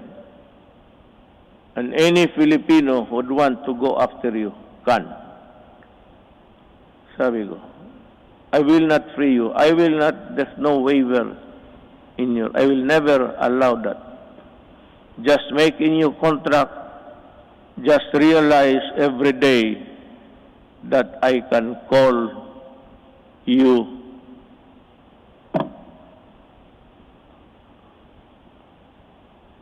itong frequency ng ABS-CBN. Yan ang pinaka-ideal kasi, you know, frequency is everywhere. But there is a spot, kung sa Gulf is a soft spot, na maganda yung... Wala akong problema sa ABS-CBN. They got my money, I'm not for that. They wanted to return it when the case blew up, but they printed all the garbage, including my daughter as a drug trafficker. Nilamon ko na lang lahat yun because I never wanted to appear vindictive. But itong they are cheating government by the billions in taxes. And they still want that frequency because yan ang pinapag-awayan. No. I will give it to a Filipino na gustong magawa ng tamang unpay because isa ABS-CBN, even their equipments were imported tax-free. Kaya talaga ako hindi magpapayag. They still owe government billions. In the contract dyan sa nakalagay doon 4 hectares. So ang binabayaran nila 4 hectares sa property tax. Suppose occupying 40 hectares. That complex there. Pero ginamit nila na papel yung 4 hectares. Yun lang ang binabayaran nila. Kung hindi ba naman, kaya ko sila naway. Well, our micro, small, and medium enterprises, or MSMEs, constitute 99.6% of our country's businesses and are vital to economic activity, job creation, and poverty reduction. Iparamdam natin ang ating malasakit sa maliliit na negosyante sa pamamagitan ng Pondo sa Pagbago at Pag-asenso Program since 2017. Meron na tayo. We have the program. The program has provided over 219,000 underprivileged microeconomic entrepreneurs with an alternative to the exploitive lending 5-6. Yan ang nakaano sa... Do you know what? Maybe I have to go to, if need be, I have to go to India. Yung 5-6 nila ng Turko, tinatawag ng Turko, kung maghiram ka sa kanila ng 10,000, pahiramin kanyang, hindi pera 10,000, 7,000 lang. And the others, mga refrigerator or things that you do not even need in the house, bilhin mo sa kanila, sala set, lahat na. That is part of the money. You do not want the furnitures, the refrigerators, they won't give you the... Kaya, ang Pilipino, nabuktot, alam mo buktot, naging hunchback na lang sa trabaho, ganun pa man. Kaya ako, sabihin ko itong mga Turko, you better come up with a fair scheme. If you want to go into business, money lending, but not at that usury. Usury 1,000 times. Likewise, to further support development of our micro and small business, we initiated radical reforms in the tax system to ease the taxation burden and increase the net income of lower wage earners and small businesses. Thanks to Congress.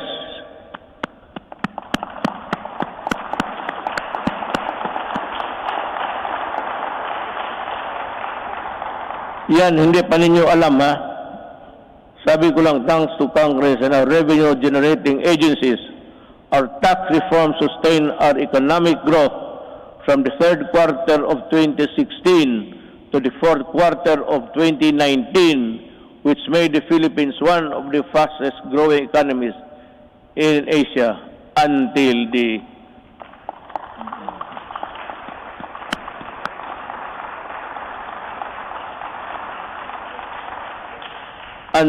the pandemic scourge.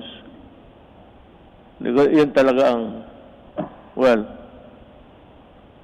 I don't know what's the plan of God. That is something which hit us right in the heart. We see there's no way of telling when this virus would disappear from the planet of the earth. We can only pray to God to look into our direction and decide on what will happen to this planet He created. However, tax laws are not always perfect, and that is why every now and then they have to be revisited to see if they are at pace with the changing times. Let us therefore continue to monitor the relevance and the impact of our tax laws on individuals and private institutions to prevent serious damage on their financial health. Going now to the social and health issues. To unburden of people from the hefty cost of tertiary education, my administration worked with Congress to pass a landmark legislation that had remained unpassed for so many years. The Universal Access or Tertiary Education Act in 2017, which provides free education to college students and state universities. Thank you, Congress.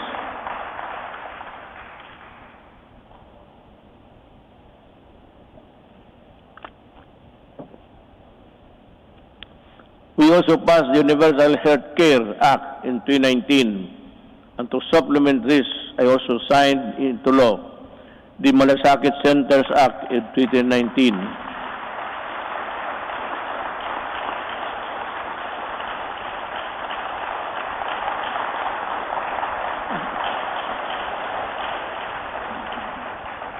Kasi ganito yan eh. Pag ang pobreng Pilipino na sa ospital, magpunta pa siya doon sa kung saan makahingi ng tulong. So, ang ginawa, just like in Davao, ginawa namin, yung lahat na kailangan, yung internal revenue, kung nandyan, business permit, dyan na lang sa isang lugar, medisina, kunin nila. Dyan mismo sa ospital. Hindi na sila maglakad-lakad. And to me, that is one of the most, let me find the right word, a poignant act of Congress and of the Executive Department.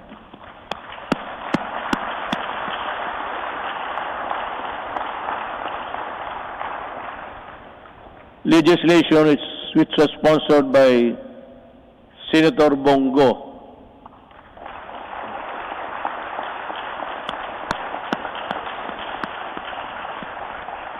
If you feel like standing up, you can, Senator.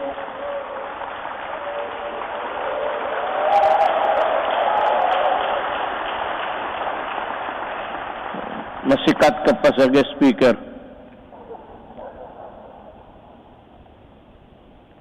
Unburden our peoples with the tedious process of going to various agencies and offices in order to avail assistance from government. I am pleased to report that we have already established 130 malasakit centers across the country. That has already helped millions of Filipinos in their hospitalization needs. By establishing malasakit centers all over the country, we have actually leveled the playing field and provide our less fortunate countrymen the medical care they deserve. We will be establishing more. God willing, if we are still around. Sa pagtatag ng malasakit center, hindi po kailangan lumapit at humingi ng tulong sa iba't ibang ahensya ng gobyerno. Ang gobyerno na ang lumalapit sa tao.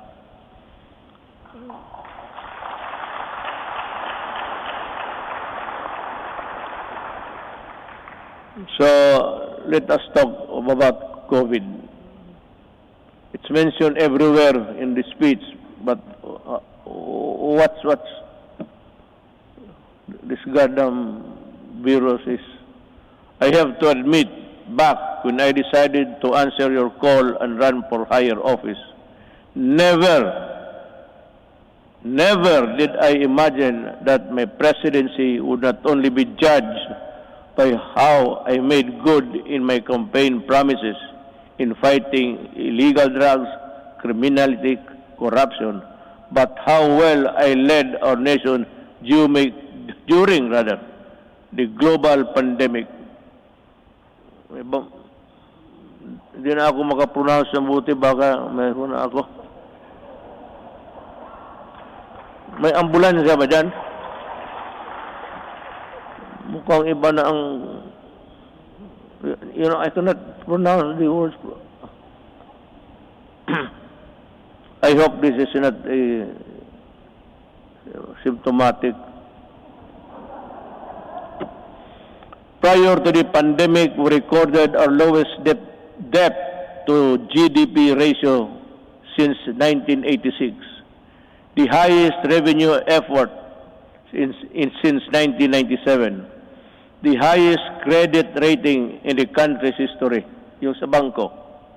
Because if your rating is high, it's easy to borrow at maliit lang ang interest. That is the dynamics of a rating by Fitch and Poor, mga ganon.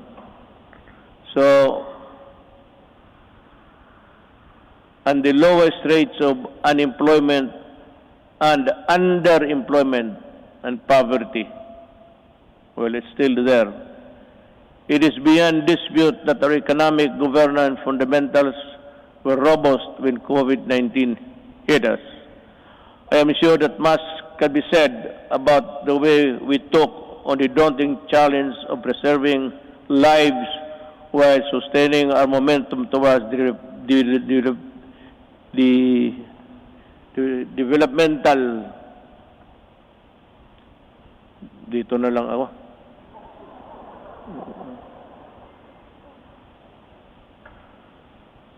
Goals, naturally, we prioritize saving lives.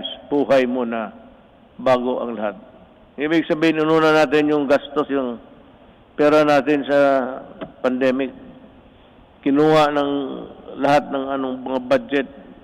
Si Dominguez yan. Yun ang ginamit ninyo sa Bayanihan 1 and 2. Doon natin kinuha yung pera. We move quickly to safeguard the well-being of every Filipino through preventive and responsive health and safety measures and broad inclusive social amelioration programs or SAP. Thanks to the support of Congress, we launched the most extensive social protection program in our country's history with the Bayanihan passage of Bayanihan 1 and Bayanihan 2.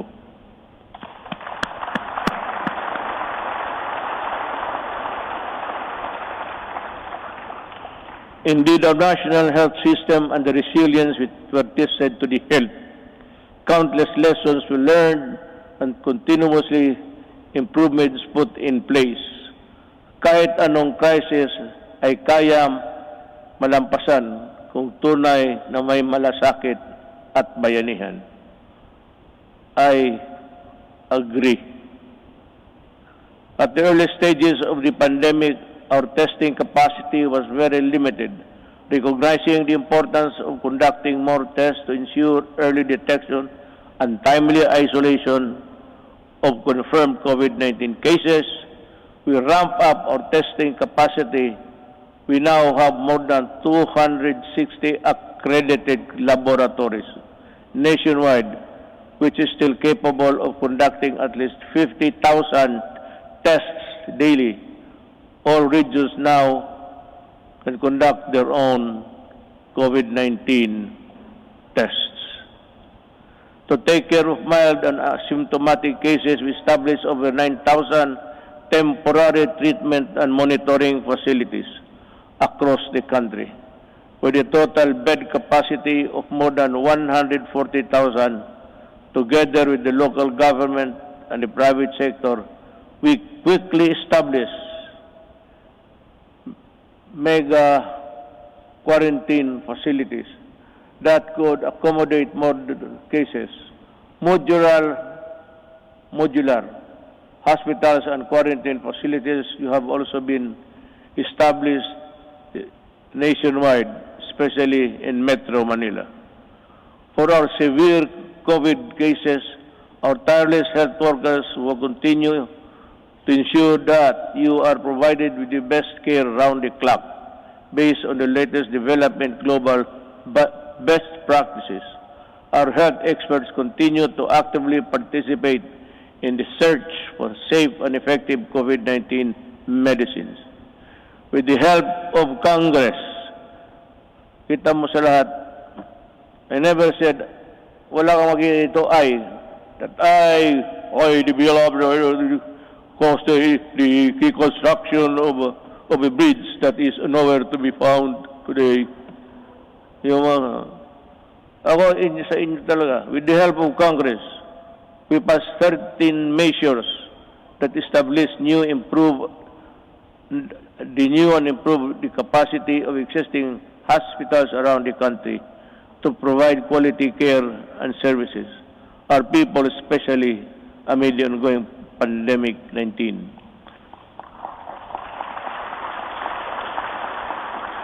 This includes establishing new medical facilities in Mandaluyong City, Bacolod, and Davao Occidental, increasing bed capacities to existing health facilities. In Quezon City, Ilocos Sur, La Union, and Palawan, the upgrading of health facilities in that area to include Leyte. Currently, we have received over 30 million doses of COVID-19 vaccines. We expect to at least receive 36 million vaccines this month, and in August, we have inoculated more than 7 million Filipinos which have received the first dose, at least 17 million. Well, I think the landscape, the health landscape of the country continues to improve as we, with the continuous approval of COVID-19 vaccines, we are ready to boost further our daily vaccination rate. And I also encourage our local government units to hasten the rollout and strengthen the inoculation program. San Juan City, for one, have vaccinated 70% of their population in a month's time. Saludo ako sa inyo at kay Mayor Zamora. We cannot continue living in the shadow of this potent enemy, especially now that science and medicine has proven that it is possible to live, if not entirely defeat this virus. The health and safety protocols we put in place have proven effective in slowing down the spread of virus. But the best solution is still vaccination. Am I to mataas na ba? Kasi kung mataas na, putulin na lang ninyo itong gumagalaw dito para sabihin ko, wala naman akong mabasa. Pag matagal na, those who want to go home, raise your right hands.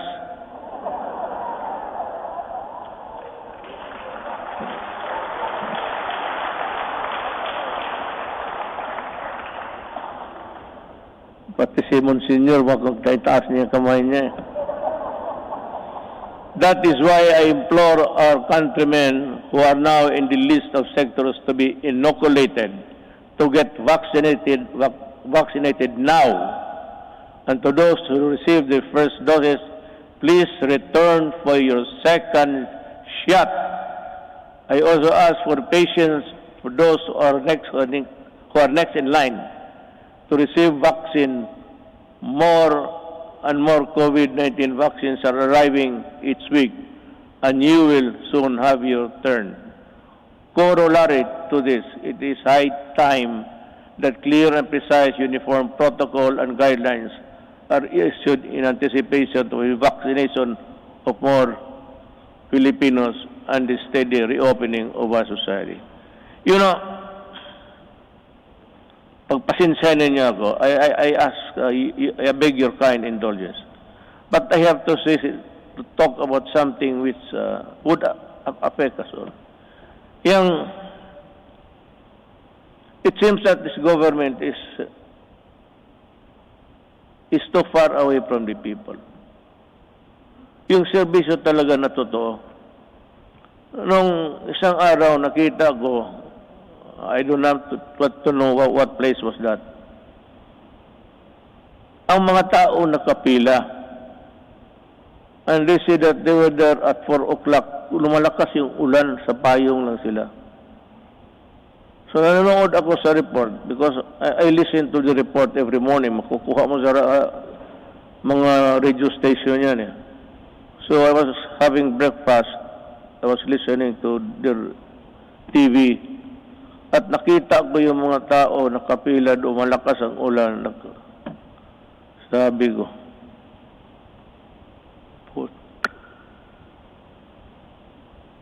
eh, doon sa breakfast table, nagmura ako. Pero dito, good boy man ako kay may mga religious dyan, baka. I just call on the National Task Force Against COVID-19 to see to it that this happens. I mean, the protection. We have spent enormous amounts of resources to build our capacities to overcome this pandemic. We cannot afford more lockdowns, lest our economy bleeds to the point of irreversible damage. Balitang ko, bakit mo papilahin? At sabi kasi doon, libre lahat na, wala nang ano. So nagpuntahan yung mga tao, nagpila, kasi wala nang lista-lista. Pero sabi mo, ito, alas 4 pa sila.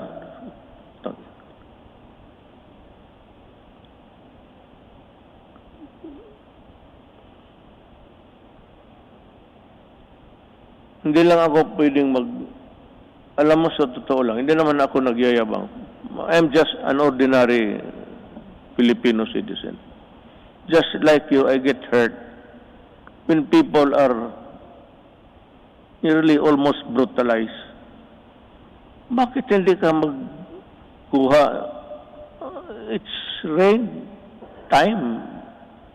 Malakas ang monsoon, southwest monsoon, dumadaan talaga sa Pilipinas. Gamitin mo utak mo. You should look for a gym.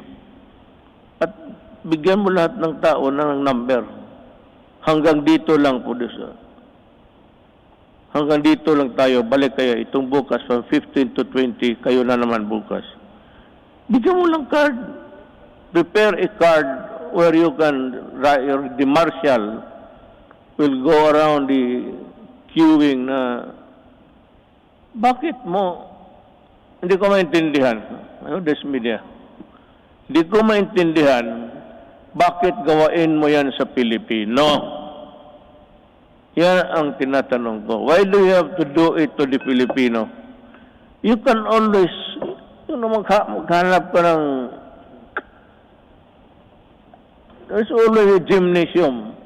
Mga eskwelahan, walang klase ngayon. Bakit hindi mo gamitin doon? Bakit magkakanap ng isang tarantado?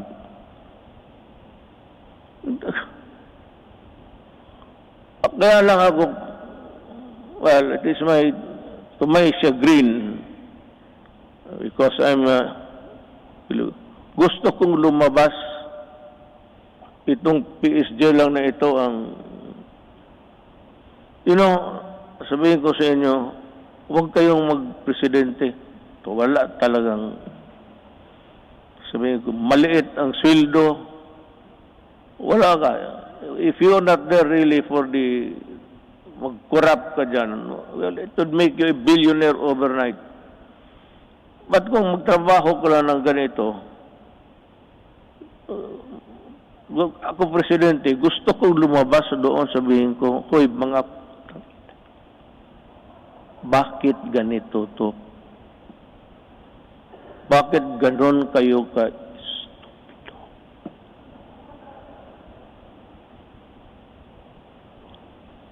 I mean, the Filipino does not deserve it. Even if they are not paying taxes. Because the theory of government is that all money belongs to the people.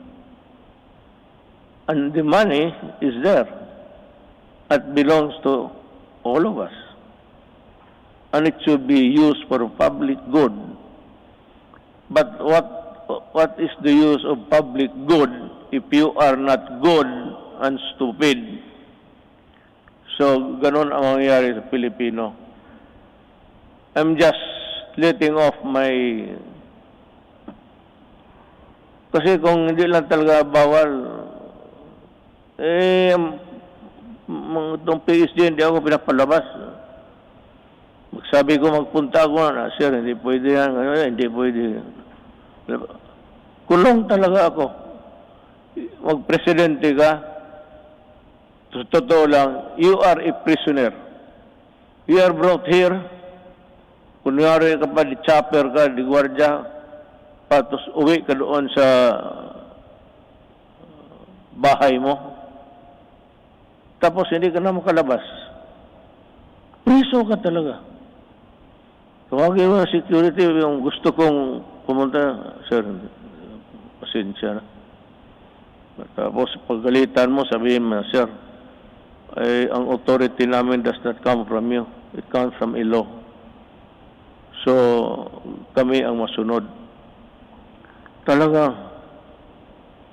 sige ka, pero bunch of papers, if you read it, hanggang umaga, trabaho ka. Sweldo mo, ganun lang. Just give me 219,000. Tapos ganun ang trabaho. Mag-isa ko. Butit ngayon, kaya nandito yung asawa ko at dito yung anak ko. Nabubuhay yung loob ko, mag-uwi ako sa bahay ngayon. Looking forward, today is my last State of the Nation address. But this is by no means my swan song. I shall never cease to implore Congress to pass vital and critical legislation as well as to push the entire government to ensure nothing less than the full recovery and revitalization of our country. But to do this, it is necessary for us to first overcome the crippling fear, anxiety, and uncertainty that was caused by the threat of the COVID-19 virus. Well, I really do not know what to do. I have to listen to the task force. This is a group of people volunteering to be a collective advisor or that would give you the advice collectively, we put it that way, na sila ang magsabi. And we're just waiting for the word. I am referring to COVID-D, Delta. It is rampaging now in Indonesia, Thailand, India, and many parts of Asia. And ang sabi doon sa the Western medicine says that it is far more aggressive and far more dangerous, and it can cause death easily than the COVID-19 original.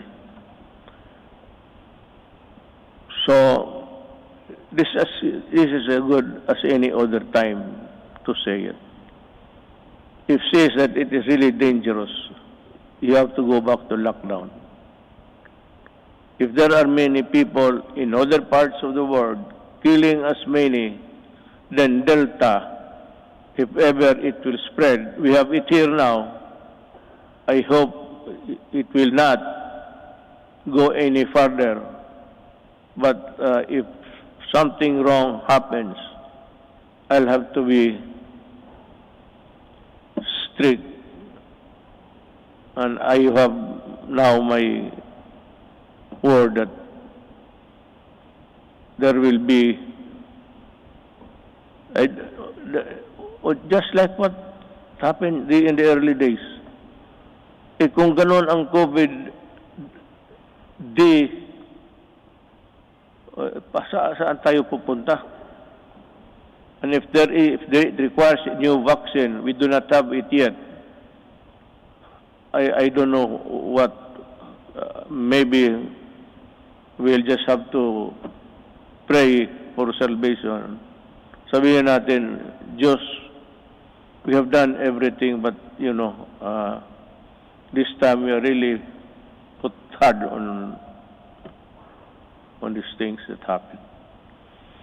Rest assured, we will exert every effort to ensure the lost livelihood of our affected countrymen I have recently signed an executive order creating a task force that will shepherd the country's national employment recovery strategy.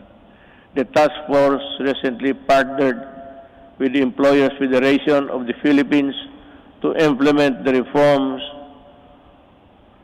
Rebound and Recover program that aims to vaccinate qualified workers to fill in more than 1 million jobs. These jobs will be created by business association in the fields of construction, information, technology, POP, and electronic to our business association.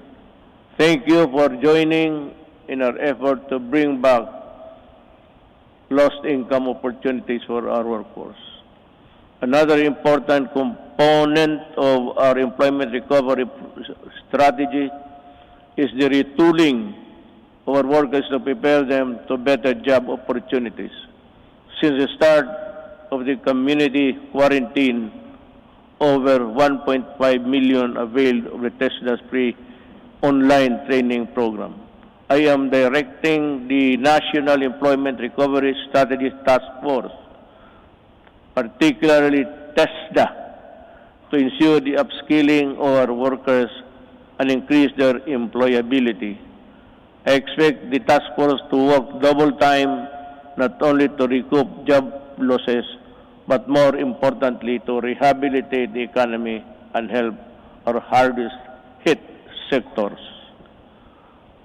Through COVID-19 assistance to start enterprises or CARES program, we released 988 million pesos worth of loans to over 14,000 enterprises, Bayanihan 1 and Bayanihan 2. Released 2.9 billion pesos worth of loans to over 12,000 enterprises, including our displaced OFW enterprises in the tourism sector, to help them start or sustain their business amid the pandemic.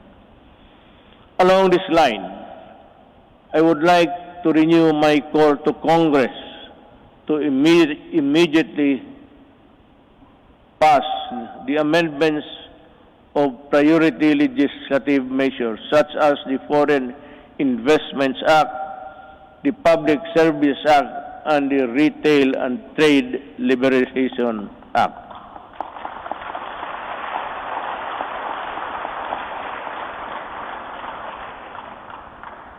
Your applause went well ahead of its realization.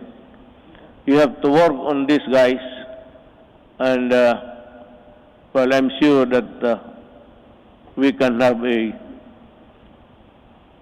respite of this contagion in your own little way.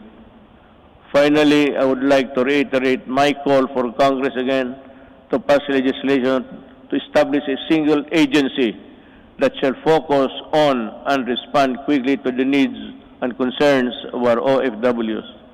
I pray that our next leaders and our future generations will not squander our natural resources and fight for integrity of our environment in a manner fiercer and more effective than my administration had ever done. The pandemic has taken so much from us as a nation, but like other adversities that tested us time and again, it can never take our courage and resilience and the spirit of Bayanihan 1, rather Bayanihan, and the value of the malasakit are now indelible in us Filipinos. We shall use these gifts to forge ahead towards a better normal. As we come to a point where the risk of COVID-19 transmission can, to a certain extent, be managed, and I'm hopeful that we shall be united in forging ahead towards bringing the country back to its robust growth path. Let me end by adding this particular statements. We are on learning, education, and learning. Despite our inability to conduct face-to-face classes during this pandemic, we remain determined to deliver quality and accessible education to all. Creation of the basic educational learning plan. Community plan enabled uninterrupted learning to students in the basic sector while ensuring the teachers' health and safety and well-being. While the pandemic has demonstrated readiness, resourcefulness, and capability of government to serve the Filipino people through the use of ICT and digital services, it has also shown its inherent deficiencies and weaknesses, as such that I ask Congress to pass an e-governance act that will set up transition of government processes to digital aids. I'd like to add something on the protection of our overseas Filipinos. I also ask Congress to pass a law creating the Department of Migrant Workers and Overseas Filipinos. Kailangan po ito because they are suffering they suffered not only yesterday but they are still suffering now with so many inadequacies in both our government response and including the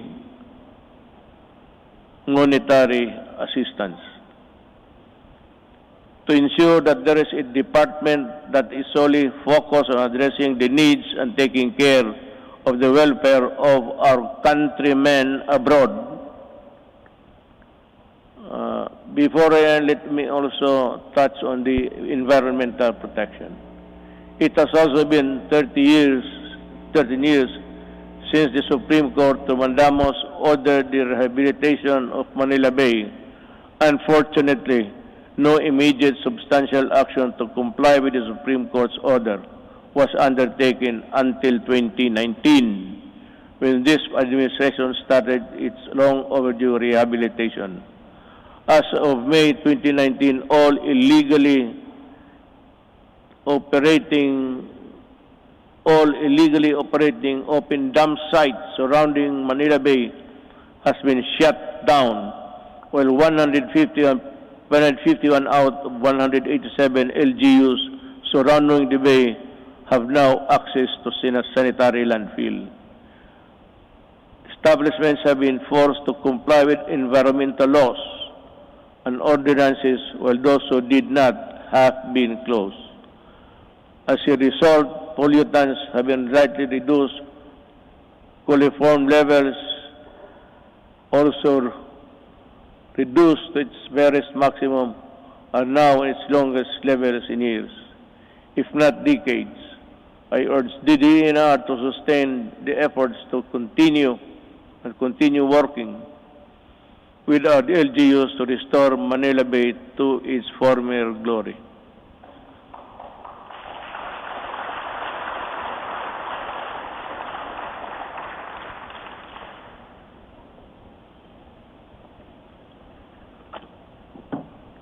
You know, just one little thing before we end. Yung pag-ano sa Manila Bay, where there is the corner where all of the garbage by current, by action of the current. Nandito marami sa likod ng Luneta.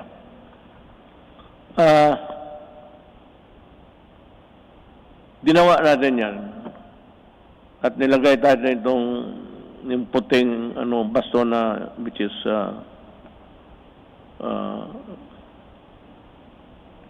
scattered into small pieces. nawawala minsan yan because of the waves. So every now and then, we still have to replenish because we cannot change the nature of our shores. That is how it is. It is not a permanent fixture there, doliform. It is there from the mountains, and we break it down and bring it to the sea. But that would occupy that place, irrespective of there is a high tide or low tide. Nakakatulong yan. At nawawala yan. And the only way to do it is to replenish it until we can think of a good alternative of how we can process the whole thing back to its normalcy. If there was really normalcy at that time or at any other time in the past. On the resilience, again, dinagdag ko na lang ito. So time is good, and at any other time again to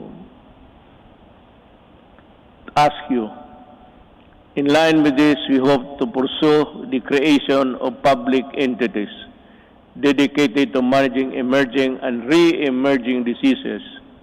I thus fervently ask Congress to enact a law creating the Center for Disease Prevention and Control and the Virology and Vaccine Institute of the Philippines. We must have them. Baski gaano natin kahirap, however poor we are, I think that the Filipinos, given the proper support and the things, the equipment that they have to use, we can, I am sure that the Filipino brain can also process or make vaccines in the future.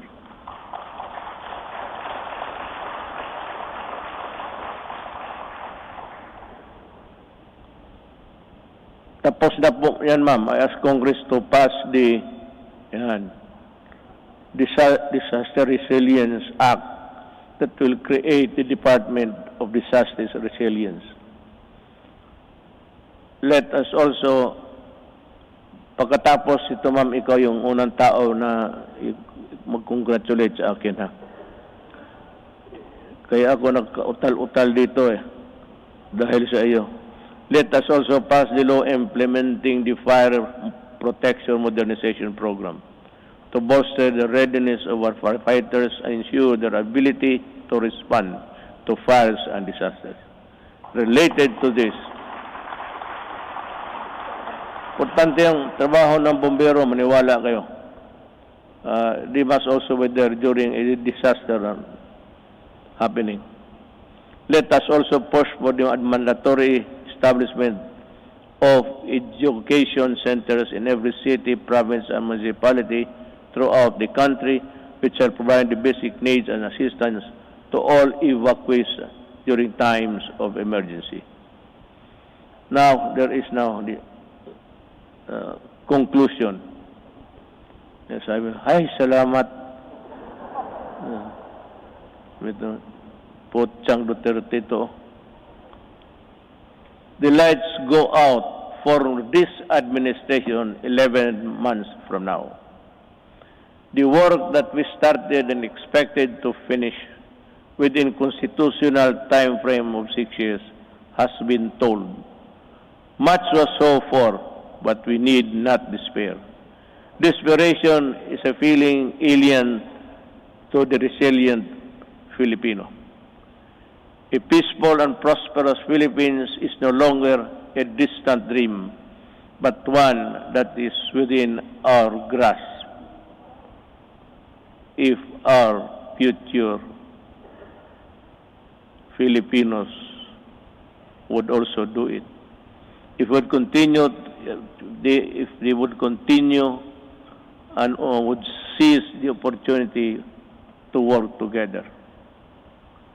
Malaki ang papasalamat ng mga kababayan natin, lalo na silang sinasabi na mas panatag ang loob nila ngayon.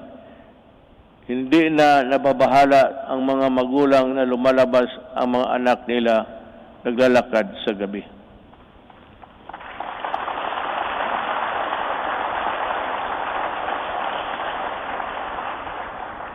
I will not elaborate on anything. You can draw your conclusion. Alam mo, when the Filipino, a father, a mother, or a child, naglalakad sa gabi, at siya ay, kagaya ng iba, even in America, you go into the inner cities of LA and New York, sa Washington, D.C., there's a corner there, they say, do not go there because you'll not come out alive.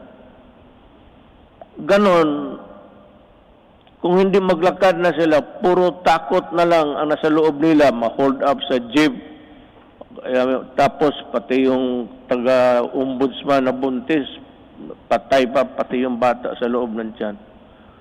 But just to get the money to buy shabu.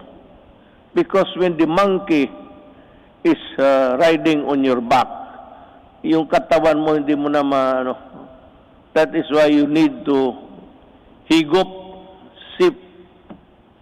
Kailangan mo maghigop at kailangan mo pumatay pag wala kang pera. Hindi naman talagang papatay. Maybe not. The mind is not ready for that. But in the struggle, you put up a struggle, if you are the owner of the money, talagang papatayin ka kung hindi mo ibigay. Yan ang ayaw ko. Kaya nung na-mayor ako sa Davao, ganito, mga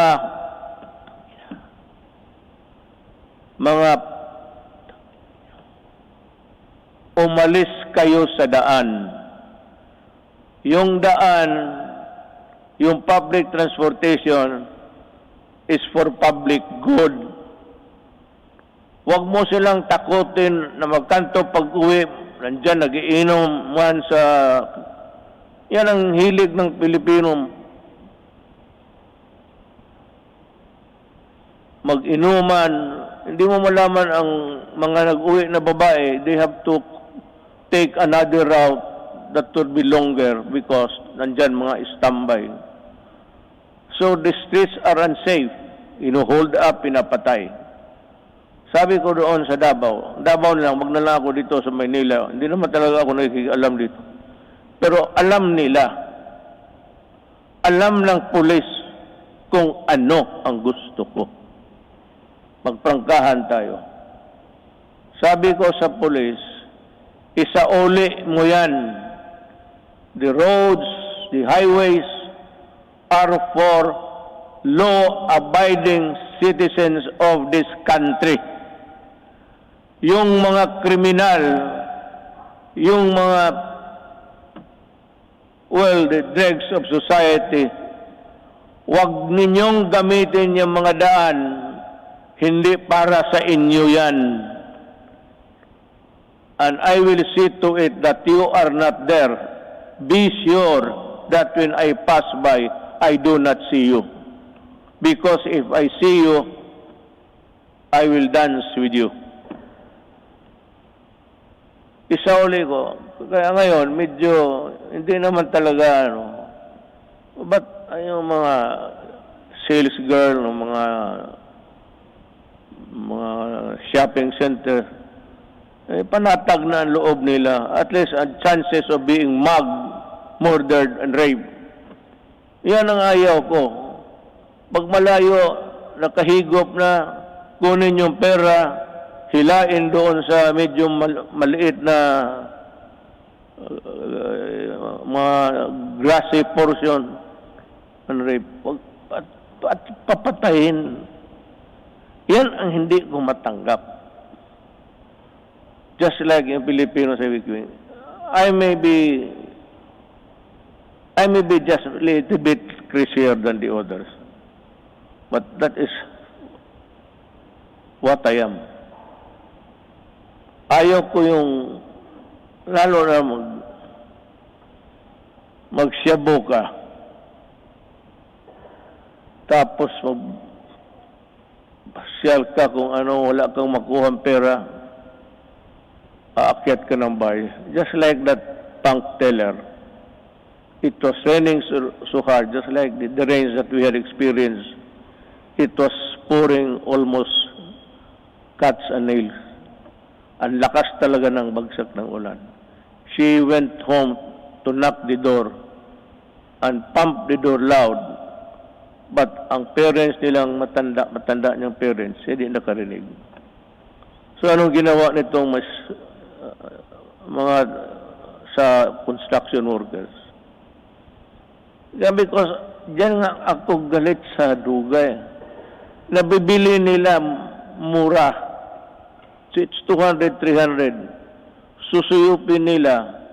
At pag nakasuyop ng droga yan, maghanap ng alkohol yan. Sigurado yan. Pag tama ng alcohol, pati yung ng droga, it shrinks the brain. Yung babae, she was just picked up and brought to the construction site near the house. Tapos, ni-rape doon, pinatay, sinunog pa. Oh, yan ang hindi ko talaga maintindihan. I cannot recall yung bata na 3-year-old rapin mo. Ang problema nito, ang nakikita nila, ang patay ng mga kriminal. Well, how about the victims on the other side? Bakit hindi ninyo tignan and see what these criminals have done to our children, to our wives and daughters? May listahan kayo. Ang listahan ninyo doon sa namatay, hindi ba kayo maligaya niya wala ng kriminal? Pero pag tinry mo dito, ilan ang patay na inosente, pati pulis ko at sundalo na mamatay dyan. Baka akala ninyo kriminal lang. So that is my lamentations, and I just want you to hear. In my 5 years in office, we made real change in governance to the reforms we pursued. However, for this governance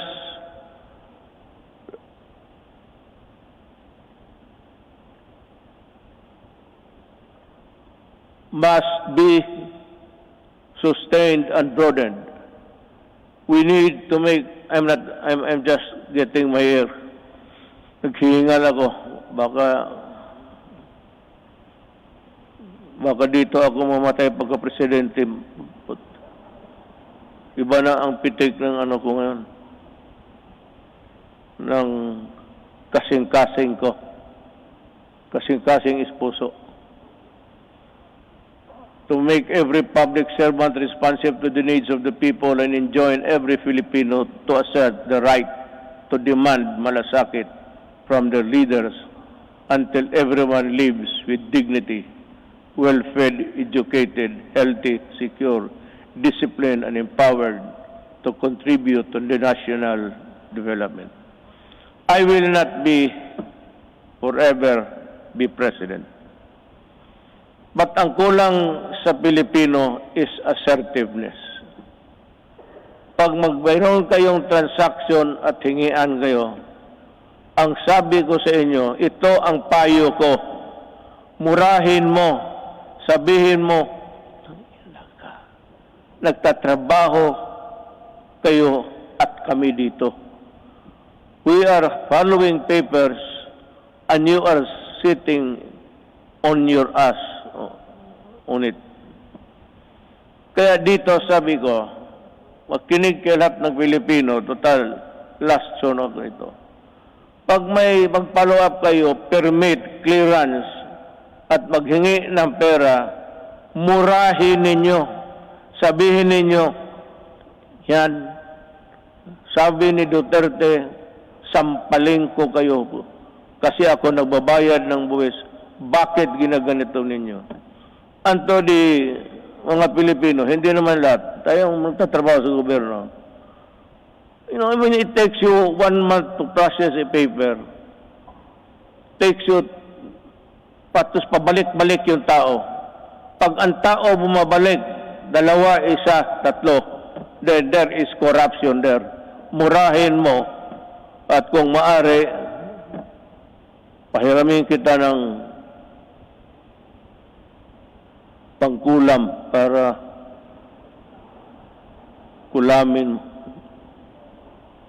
Ganon talaga. I'm just warning everybody. There's still 1 year to go. In about 3 days, lagyan mo ng papel, bumalik ka dito at this hour on Thursday. At pag gano'n, pakita mo yung papel, hanapin yung papel ibigay. Yan ang gamitin ninyo. For all the local governments also, in my cabinet, it's 30 days, walang extension. All. Sabi ko, reduce the signing authority from 6, 7 to only 1 or 2. Hindi naman kailangan. Hindi kailangan magpirma lahat ng empleyado dyan. 1 or 2, yung iba mag-process lang. But if you cannot process it also in so many days, in Davao, if there is a clearance which is long overdue, hindi mo na pwedeng ibigay doon sa tao. Ibigay mo sa akin at tanungin kita mo, bakit inabot ka ng ganitong? Wala, there's no other conclusion.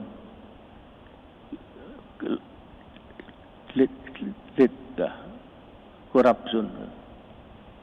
Kagaya, what is true in Davao is true for the entire Philippines. Mabutit na rin yan, nakapagsalita ako ng freely with you. Total, last ko naman itong SONA. Mabuti ang malaman ng tao na ganon ang ginagawa nila. It's not there. Hindi man nila nilagay ang mga ganon na wala mang mura dyan. Be careful. This is... we need to fight and subdue narrow vested interests and ensure that our gains will benefit to the greater number of Filipinos, especially those who have the least in life. We have laid down the groundwork and are continuing to push for landmark reforms and key accomplishments to the last day of my term. I have full confidence that the Filipino spirit, pati ako nagmamadali na. Naiihi na kanina pa eh.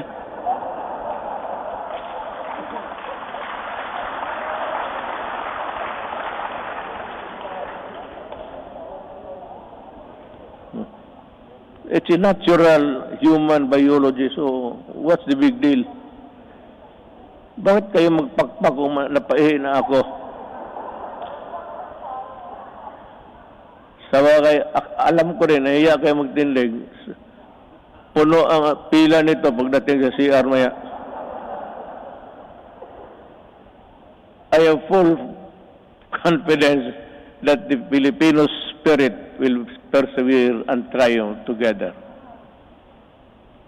And together, let us rise as a nation. Thank you.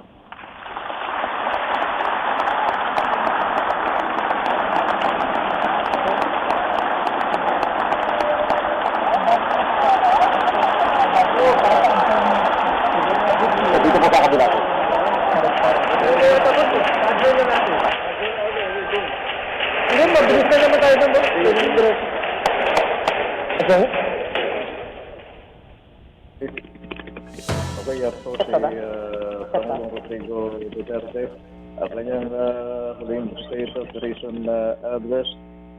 Nagsimula si Pangulong Duterte ng alas 4:12 at we have 1 minute before 7 o'clock in the evening. So close to 3 hours yung naging State of the Nation address ni Pangulong Duterte. At sa pagsisimula ng kanyang talumpati ay kauna-unahan sa kanyang acknowledgement si Vice President Leni Robredo na sumasaksi sa SONA via Zoom at kasama rin sa in-acknowledge ng Pangulo ang mga dating presidente ng bansa at of course yung Chief Justice, Senate President, House Speaker at syempre hindi mawawala yung kabiyak ng Pangulo si Binibining Hanila Tabansenya. Ayon sa Pangulo, naririyan na ang universal healthcare, free education, at ang criminality against corruption ay nangyari naman sa ilalim ng kanyang termino.